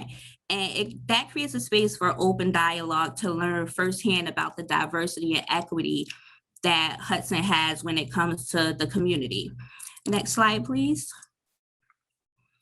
When you ask students at Hudson how they feel, the most common thing that everybody says is Hudson is home. It's a home away from home to some students. And for other students, this is more of a home than the house they actually go to when they leave the classroom. Students feel like this because there's a sense of belonging here, and there is diversity on the campus and in the surrounding community, and students are included in the decision-making here at Hudson, which is important. That gives them the feeling that they do have a voice in what goes on in their campus community. And there are support services that ensure that every student has opportunities to succeed. There's always some kind of leadership development offered to students. For example, I was given the opportunity along with other students to attend the Achieving the Dream Conference in Maryland. And all of these different things elevate the student experience at Hudson. Next slide, please. So Hudson is home to so many people, but not just in Hudson, and the surrounding community as well. I started my journey at Hudson in the fall of 2017 at 37 years old. And as a non-traditional student, something I dealt with constantly was imposter syndrome. I always asked myself, what am I doing here? What did I think I was doing? Being in the classroom with students so much younger than me. So when I first started, my intention was just to go to class and to come home. But all of that changed the moment I stepped into the classroom. I felt nothing but a sense of belonging and acceptance. And that feeling that I felt of imposter syndrome led me to want to start a club for non-traditional students, which Hudson totally supported. And I didn't want other non-traditional students to experience that same feeling, and they understood. So they gave us the go ahead and create that club. So it provides the opportunity not only for students to connect, but for younger students to have the chance to connect with older students who could offer knowledge on things that you can't learn in school, life lessons. I saw the diversity at Hudson in the classroom. There was even a gentleman there in his 60s who had just come back to college and decided that he just wanted a different career, and Hudson was his first step. The tagline we use at Hudson all the time is get involved. Getting involved alters the entire college experience, and that's what it did for me. Once I joined honor societies and clubs and organizations, I began to have a feeling of Hudson is home and a feeling of inclusion, which is also how the Hudson is Home campaign started. I believe having a president like Dr. Reber, who is transparent with everything he does and available to any students who needs him, he creates a feeling of comfort, which is part of what makes Hudson home to so many people. Hudson and the interaction I've had not only with faculty and staff, but also with other students has inspired me to want to give back. So when I graduated from Hudson, in May of 2020, I started at St. Peter's that fall on the full academic scholarship, and I was even accepted into their dual degree program, where I'll get my MA in higher education and hopefully continue to work here at Hudson, where I can provide that same level of guidance that was given to me to other students. I was told by my then advisor, who is now the Associate Director of Academic Affairs, Gretchen. She told me, she said, when you find your people, stick with them. Through Hudson's level of diversity, equity, and inclusion, that's how I found my people, and I intend to pay it forward. Hudson has had, when I came to Hudson, I had no idea what I wanted to do. But after being here and feeling that sense of community and family and love and support, that's what made me decide to go into higher education. So I just want to say thank you to everyone at Hudson for your guidance, support, and most of all, love. Thank you. Thank you so much, Coral. Your story is always an inspiration for all of us. Now we wanted to provide an opportunity for us to discuss some of the information that has been presented here. these are some of the prompting questions that we had. What action items discussed here can be applied at your institution? And more specifically, what are the benefits? What are the obstacles affecting implementation? And what are the approaches needed for success? And just looking at the time, Chris, do you think we should do it here in the group, or should we? Yeah, if it's okay with you, yours and my team here, I'd like to suggest we stay in group and have a discussion with the entire group, since we have limited time and we won't then waste time breaking up and reporting out. Makes sense. So these are the questions. I'll leave them here on the screen. And we just wanted to, to give you an opportunity to engage in the chat or to unmute and speak, and, just let us know your thoughts, the information that we discussed today, did anything resonated, and, what could be taken home and applied. Could we stop screen sharing so that we can see everyone? And thank you, Forrest.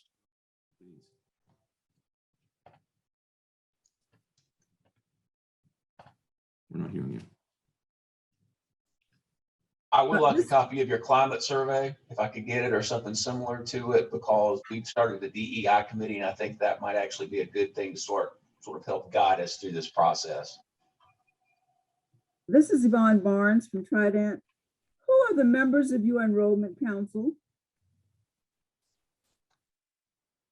I'm actually one of the members on the enrollment council. I was invited to join as a student, so I've been on there for a little over a year. It's also made up of other faculty members, advisors, people from enrollment. Yeah, and I'm also a member of that group. We have the enrollment leadership. We also have academic representations, because one of the areas that you want in that is to make sure that there's alignment, right, between enrollment and the academic offerings as well.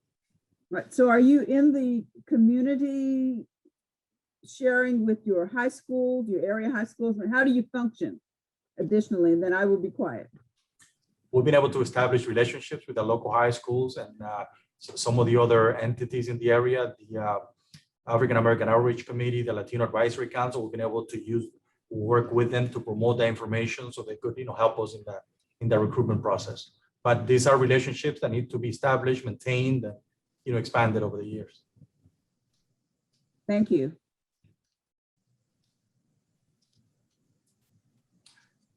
Other thoughts, comments, questions? I have a question. Yeah. Does your faculty and staff, does the diversity of your faculty and staff, better question, reflect the diversity of your college? I've just been looking at those numbers, so let me respond to that. Not entirely. We do have a majority of our faculty and staff who are non-white, but where we have a real gap in aligning faculty and staff around student demographics is in the Latino category. We are underrepresented in Latino faculty and staff and overrepresented in white faculty and staff. All of our other groups have a pretty close alignment, and we actually have diversity beyond those categories. We have a lot of faculty of North African and Middle Eastern descent, some of whom are reported as white, and we're changing that on our application and our HR processes to be able to understand exactly what that population looks like. But we are trying to recruit more faculty and staff from traditionally underrepresented groups, particularly Latino. And also our student population doesn't completely align with Hudson County's population. And specifically, we're underrepresented in the Asian American communities, which is the fastest growing part of our community. So we're trying to make continuous progress in those areas. Well, great presentation. Thank you. Thank you. Does HCCC have a multicultural or DEI academic department? Not per se. However, we have a lot of diversity, examples of diversity in curricula across the institution. One of the things we're really proud of is the excellence in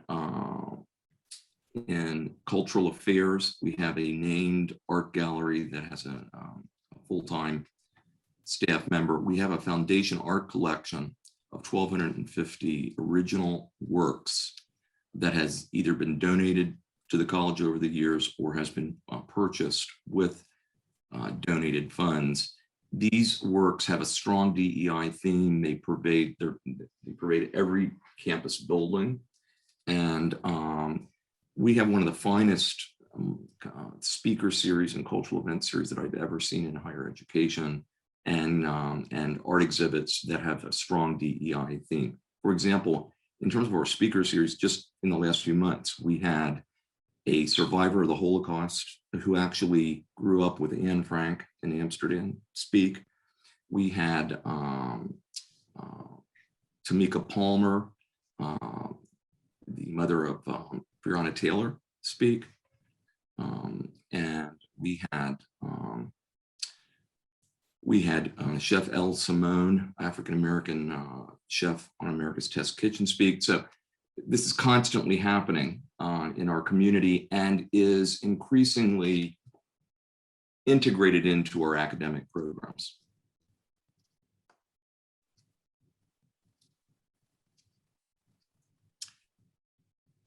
Other questions or comments? We recognize every institution is different, every culture is different. So what works for us isn't necessarily going to work at your institution. Are there any takeaways from what we're doing that you think will be helpful, and where do you think you would have to take a very different approach?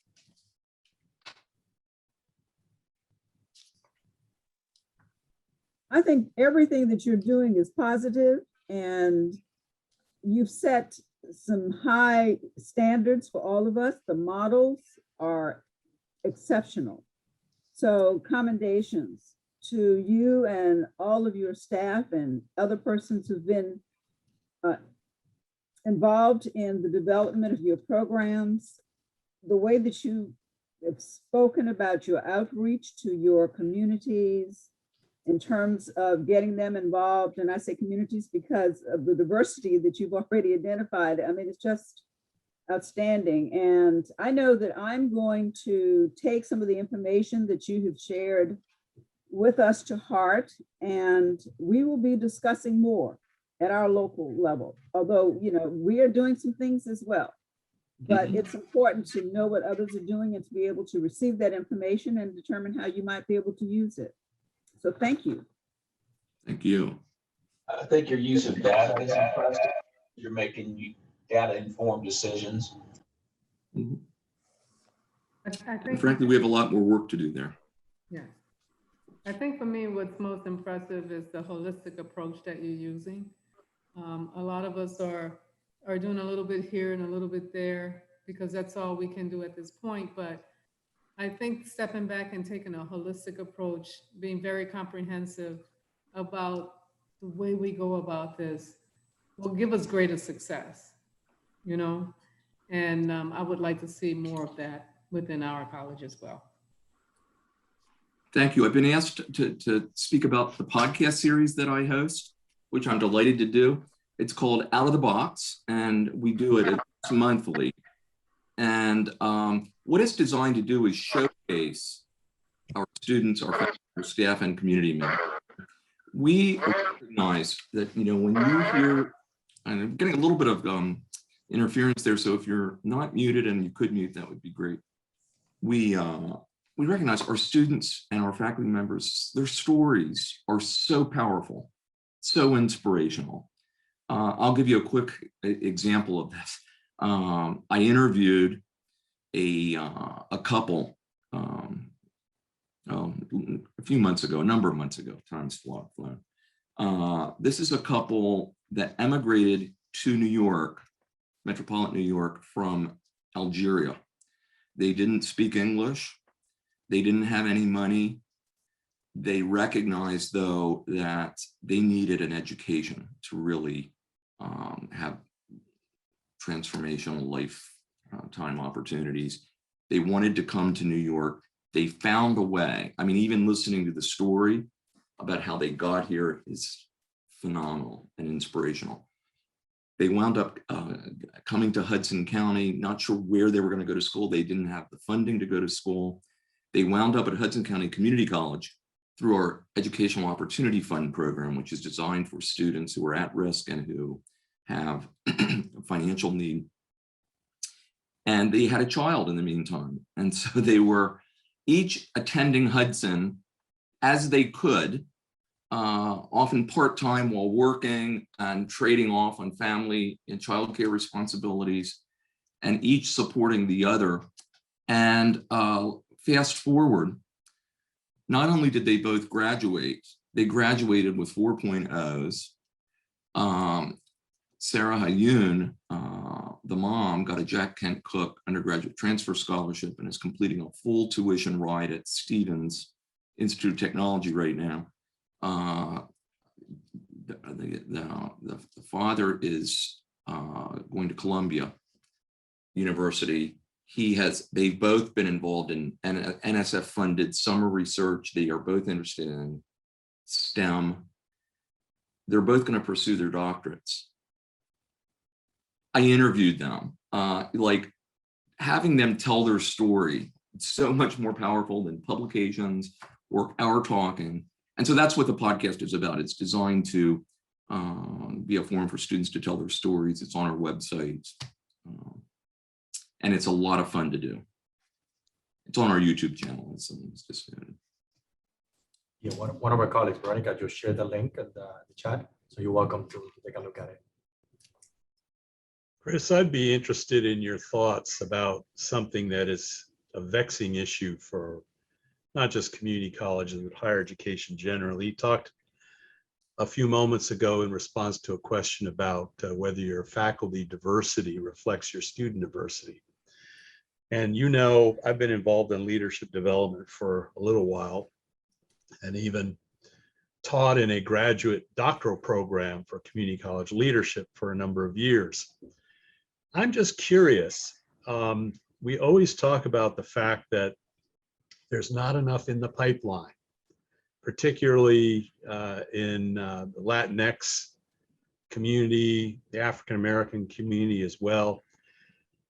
The work that you're doing at Hudson in terms of transforming lives for very diverse populations, what are your thoughts about how community colleges through that work could build scale to encourage some of these diverse individuals to go on, get a graduate credential, and consider teaching in a community college, or for that matter, taking your job at some point in the future? Because this is, for 25 years at ACCT, I keep hearing about the fact that, we want to become more diverse, but we just can't get enough candidates in our pools to diversify our faculty.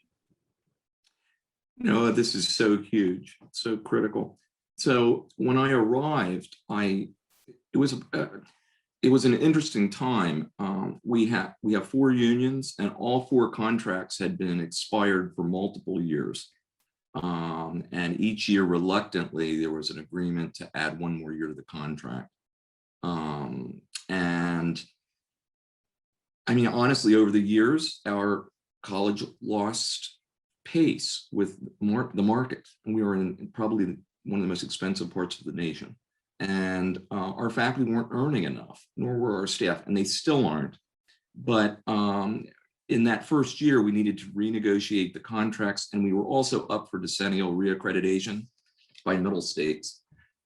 So we really had to hit the ground running. But what we did is agreed, and I think it was the first time in a long time, my colleagues can speak to this, but we agreed we weren't going to have an adversarial relationship at the negotiation table. We needed to get salaries and benefits to a level that people can afford to live here. And so we were able to make significant increases that are getting us much closer where we want to be, but there's more work that needs to be done. And we had 5-year contracts, 3 to 5 years for each of the 4.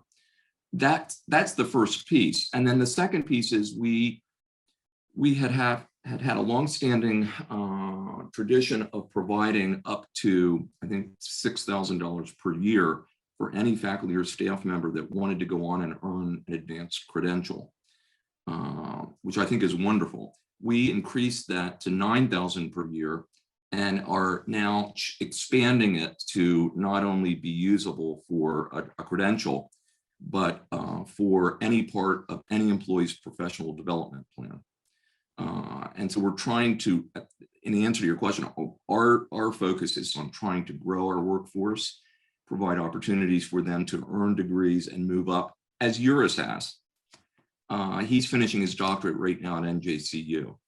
And right now we have a huge number of faculty and staff that are working on master's or doctoral degrees. And when I say huge, I don't even know. I need to know it's a lot that are using this benefit.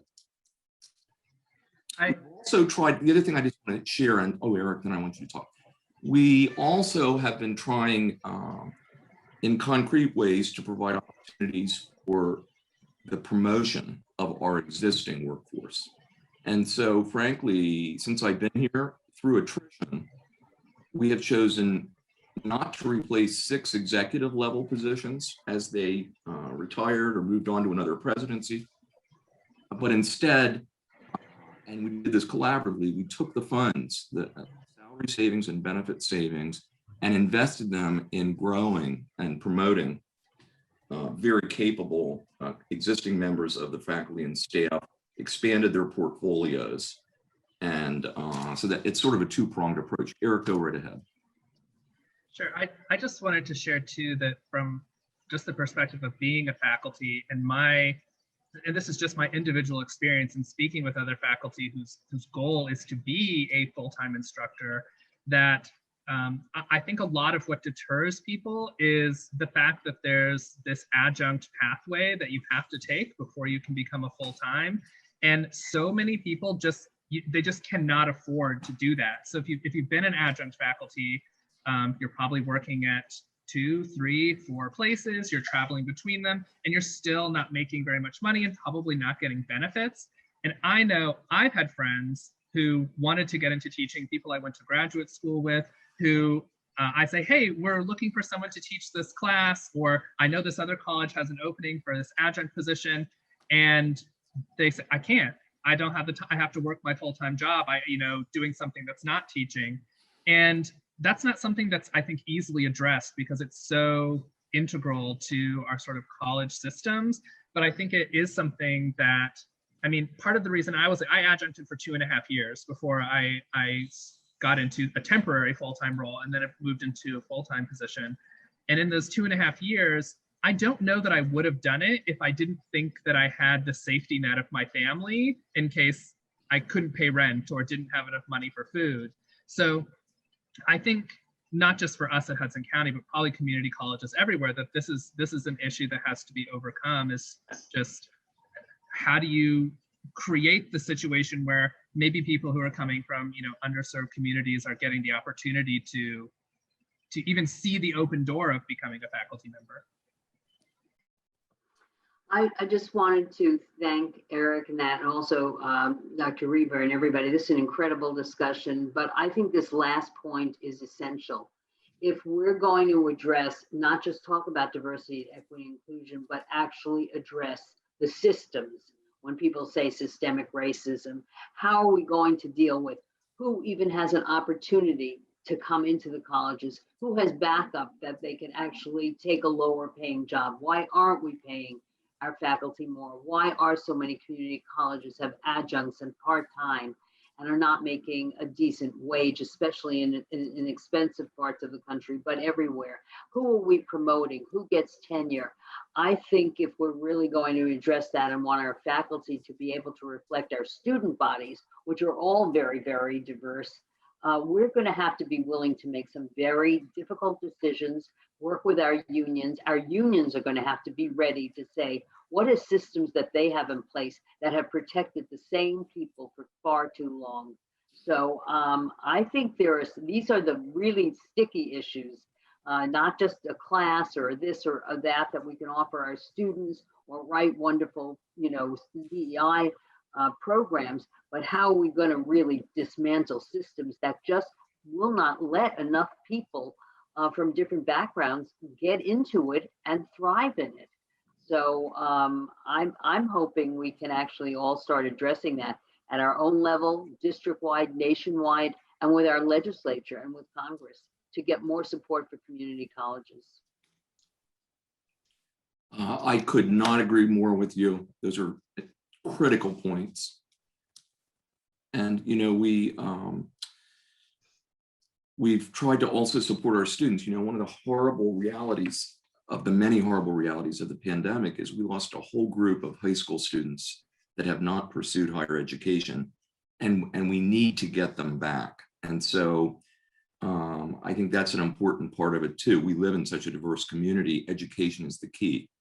And so we've been really focused on using every dollar of stimulus and then other dollars to help students. So we made the institutional decision to erase every balance that every student has since spring of 20, whether it's $4 or $4,000.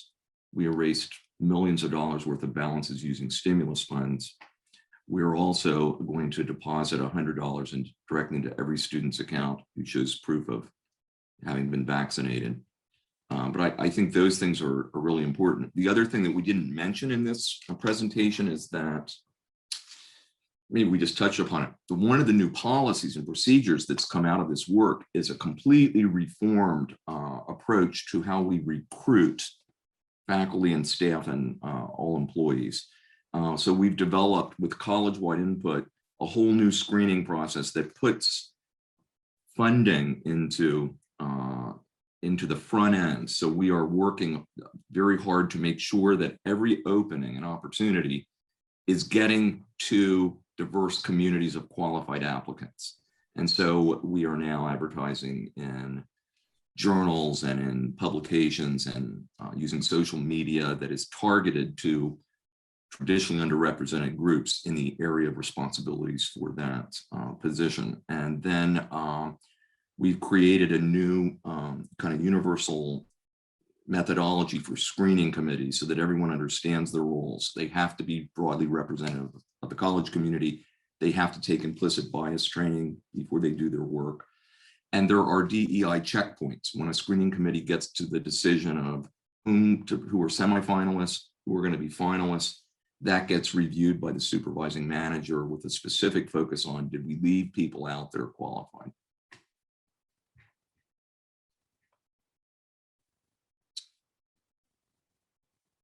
From traditionally underrepresented groups.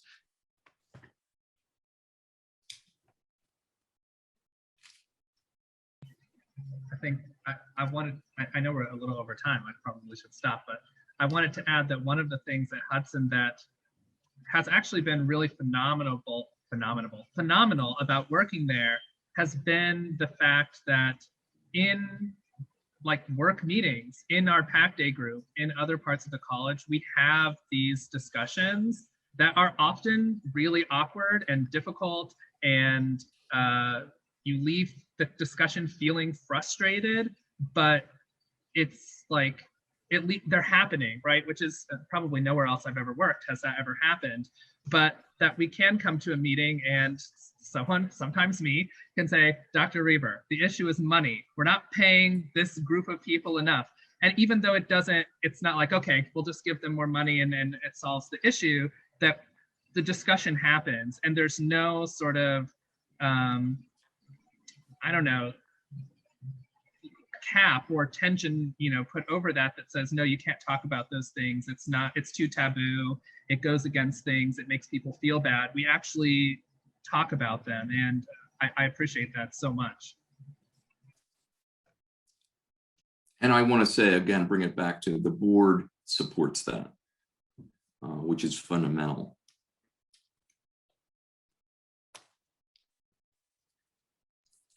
Well, I just, on behalf of all my colleagues, thank you again so much. And I hope we can keep the conversation going. If we can be helpful at all in terms of providing more information about anything we talked about, please feel free to contact us. My hat's off to each and every one of you. And again, to ACCT for the leadership we need to continue to make momentum in this area of critical importance. Well, Chris and Pam and your team, I want to thank you for a remarkable presentation. I think never take silence for people not being interested. I think what you demonstrated is the future for a lot of institutions. And I think people are busy churning it through their minds, thinking about what opportunities they may have to do the kinds of things you're doing.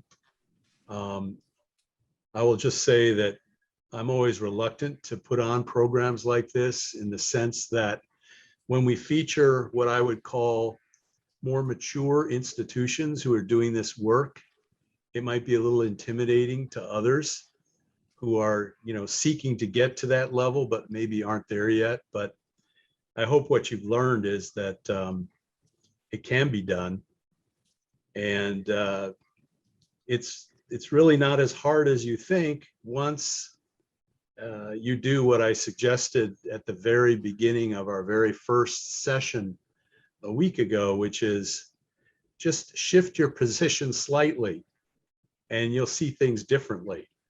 And then, having done so, you can begin the process. So thank you so much for joining us and sharing what you're doing. I'm sure you'll get a lot of calls. Certainly when these trustees go home and shake their presidents and chancellors, they're going to call you and want to know what you did to get their trustees so excited. And that's fine. I never apologize when presidents call me and say, what did you expose my board to? Because now they're demanding things be done differently. That's a good measure of success in my view. So thank you again. At this point, I'm going to turn this back over to my colleague, Yvonne Barnes, who goes without saying is the chair of our Diversity, Equity, Inclusion Committee. It was under Yvonne's tutelage and prodding and nurturing that we built this institute in the first place. And so with that, Vaughn, what are your thoughts after hearing all of these amazing presentations? Thank you, Noah. This has been a phenomenal institute. So first, I wish to thank you and your staff for putting this together and for making it happen, okay? I also wish to give a charge to all of those in attendance today. And I took the Institute's focus and kind of redirected the wording a little bit. And the charge to all of you is to keep the momentum going as you work to create diversity, equity, and inclusion mindsets for your colleagues, to assist and support them in fostering a more equitable institution for the communities that you serve. And then I picked up a few statements that I want to again share with you. And I know that many of you probably have these and perhaps others, but we are, as trustees, responsible for a significant portion of what happens at these colleges that we're working with and supporting. We don't run the administrative programs, but we do support in building the policies and administrative procedures often that they utilize as they work their institutions. So we need to be very, very upfront as we look at how these policies are being developed to make sure that DEI is included in them. And not only that they're included in them, that we're in a position to monitor in a very formal way whether or not DEI is being implemented. And to support that, I want to remind you of the fact that ACCT developed a guide, a checklist and a guide. We mentioned that at the very beginning of the DEI Institute to support you in that process. And remember that they're also guiding policies that you can go back and reference as you begin to build your own. Now, to some of the comments. Our service to the communities aren't just facets of our business, they are our business. We are to develop the blueprint as well as being the footprint for those who will be served now and for those who will come behind us.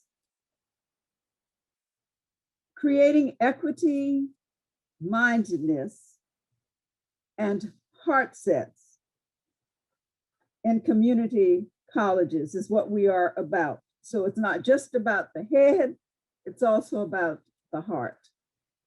So we have to be, again, very conscious about what it is that we're doing when we are promoting service to those that we serve. Authenticity and consistency equate to being equity-minded. Just a few of the things. Equity is a journey and not necessarily a destination. Those are just a few of the things that I wanted to share. So again, thank you very much for your participation. And we know that you will continue the good work that you have started. Congratulations to our presenters again. And thank you, ACCT, for the outstanding job. Thank you. Thank you, Yvonne. I would be remiss if I didn't thank especially my colleagues, Christina and Norma. The truth is there were three of us that really built this thing. And I really appreciate that. We were blessed to have a wealth of possible presenters, and the hardest part always, as my colleagues know, is figuring out which ones we would select. But I feel great that we chose the right ones, and I think they all did a great job. I also want to acknowledge a couple more of my colleagues who have been with us for the entire Institute and helped staff some of the breakout groups. David Connor, who does our strategic communications. Colleen Allen, who you know runs our retreat and evaluation services. My right-hand person, Karen Lomax, who keeps me out of trouble and keeps my board at arm's length so that I don't get into trouble with them. Very important, as Chris knows. Corey Kinman, who is also with our executive search services, who we actually brought on during the pandemic. And I don't know that Corey's actually ever set foot in our office yet, but that's going to change pretty soon, we hope. And then also Thomas Wright, who is my director of finance, who's been with us the entire time. So I want to just thank those individuals for helping make this thing fly. And it's certainly Yvonne, again, thank you for your leadership and for helping us get the Institute done, right? This was a goal. I was told this had to occur before I retired from ACCT. So thank you. I don't know what I'm going to do now for another 4 months because we got it done. And the only other thing I want to say to the trustees is you have tough jobs and you spend a lot of time, I know, talking about what you don't have at the college, whether it's money, faculty, resources, what have you. I get it. But I want you to stop for a moment and reflect as you go home what you do have. And what are the 1,000 points of light, you know, to use a phrase from the 80s, that exist on your campuses, and start with that. Hold that up, celebrate that, take that more to scale. And also always, always, always remember that point that was brought out earlier today. Stop doing things the same old way and wondering why you aren't getting the results that you hoped you would. Community colleges, their strength is their flexibility and their malleability. And there's no reason that you should be doing what you're doing today, 5 years from now. Think about the incredible transformation of our institutions during this pandemic, right? Did we go out of business? No. Did we stop serving students? No. Did we not figure out how to keep people engaged? No. We learned a lot of lessons. Take those lessons forward. We don't have to keep doing everything we did before, because now we know there are ways we can change and evolve and be even better. And I do worry a lot about the point that Chris made. I mean, we're talking about equity, diversity, equity, inclusion. The biggest challenge that we faced in this pandemic and the resulting economic recession is that the very people we're here talking about are not in our campuses right now. And we're going to have to double down like never before to figure out how to reach out to those individuals and to bring them back and to make sure that they are successful, if for no other reason, to pay my Social Security in a couple of years, right, Norma? Someone's got to pay for that. But in all seriousness, thank you so much for participating. It was a lot of fun. I'm going to have to just go in a room now and sort of turn off and figure out how to process all the incredible information and ideas you have. And I appreciate that. So again, everybody be safe. Do what you do. Just do more of it. So again, thanks. God bless everybody. I hope I'll see all of you and your colleagues in San Diego in October, where we'll be going full throttle live. California is open for business, and they need your business like you need the business in your state. So if you haven't registered, please register. If you haven't submitted a proposal to do a session at our Congress, I think you still have what, until July 2nd? Geez, that's Friday. If you want to show up Chris and Pam on what you're doing, get a proposal in for the Congress in October, because I know there's good stuff out there. So with that, Christina, is there anything else we need to? I think you told everybody they're going to get all the PowerPoints already, and anything else we can throw at you. Yeah, we're also having a virtual Governance Leadership Institute for new trustees in August 3rd to the 5th. So it will be a virtual event. Registration is currently open. I think I just opened it today. So if you have any newly elected or appointed trustees or you would like a refresher on board governance, it'll be about half day days like this, but 3 days in a row. Yeah, thank you. Yeah, it's not limited to the newbies. You're all welcome to attend, because every time you open a board meeting, you renew your vows, right? So come join us in August. Make sure you've got the best stuff you need. So with that, again, thank you everybody for attending, and we'll see you soon.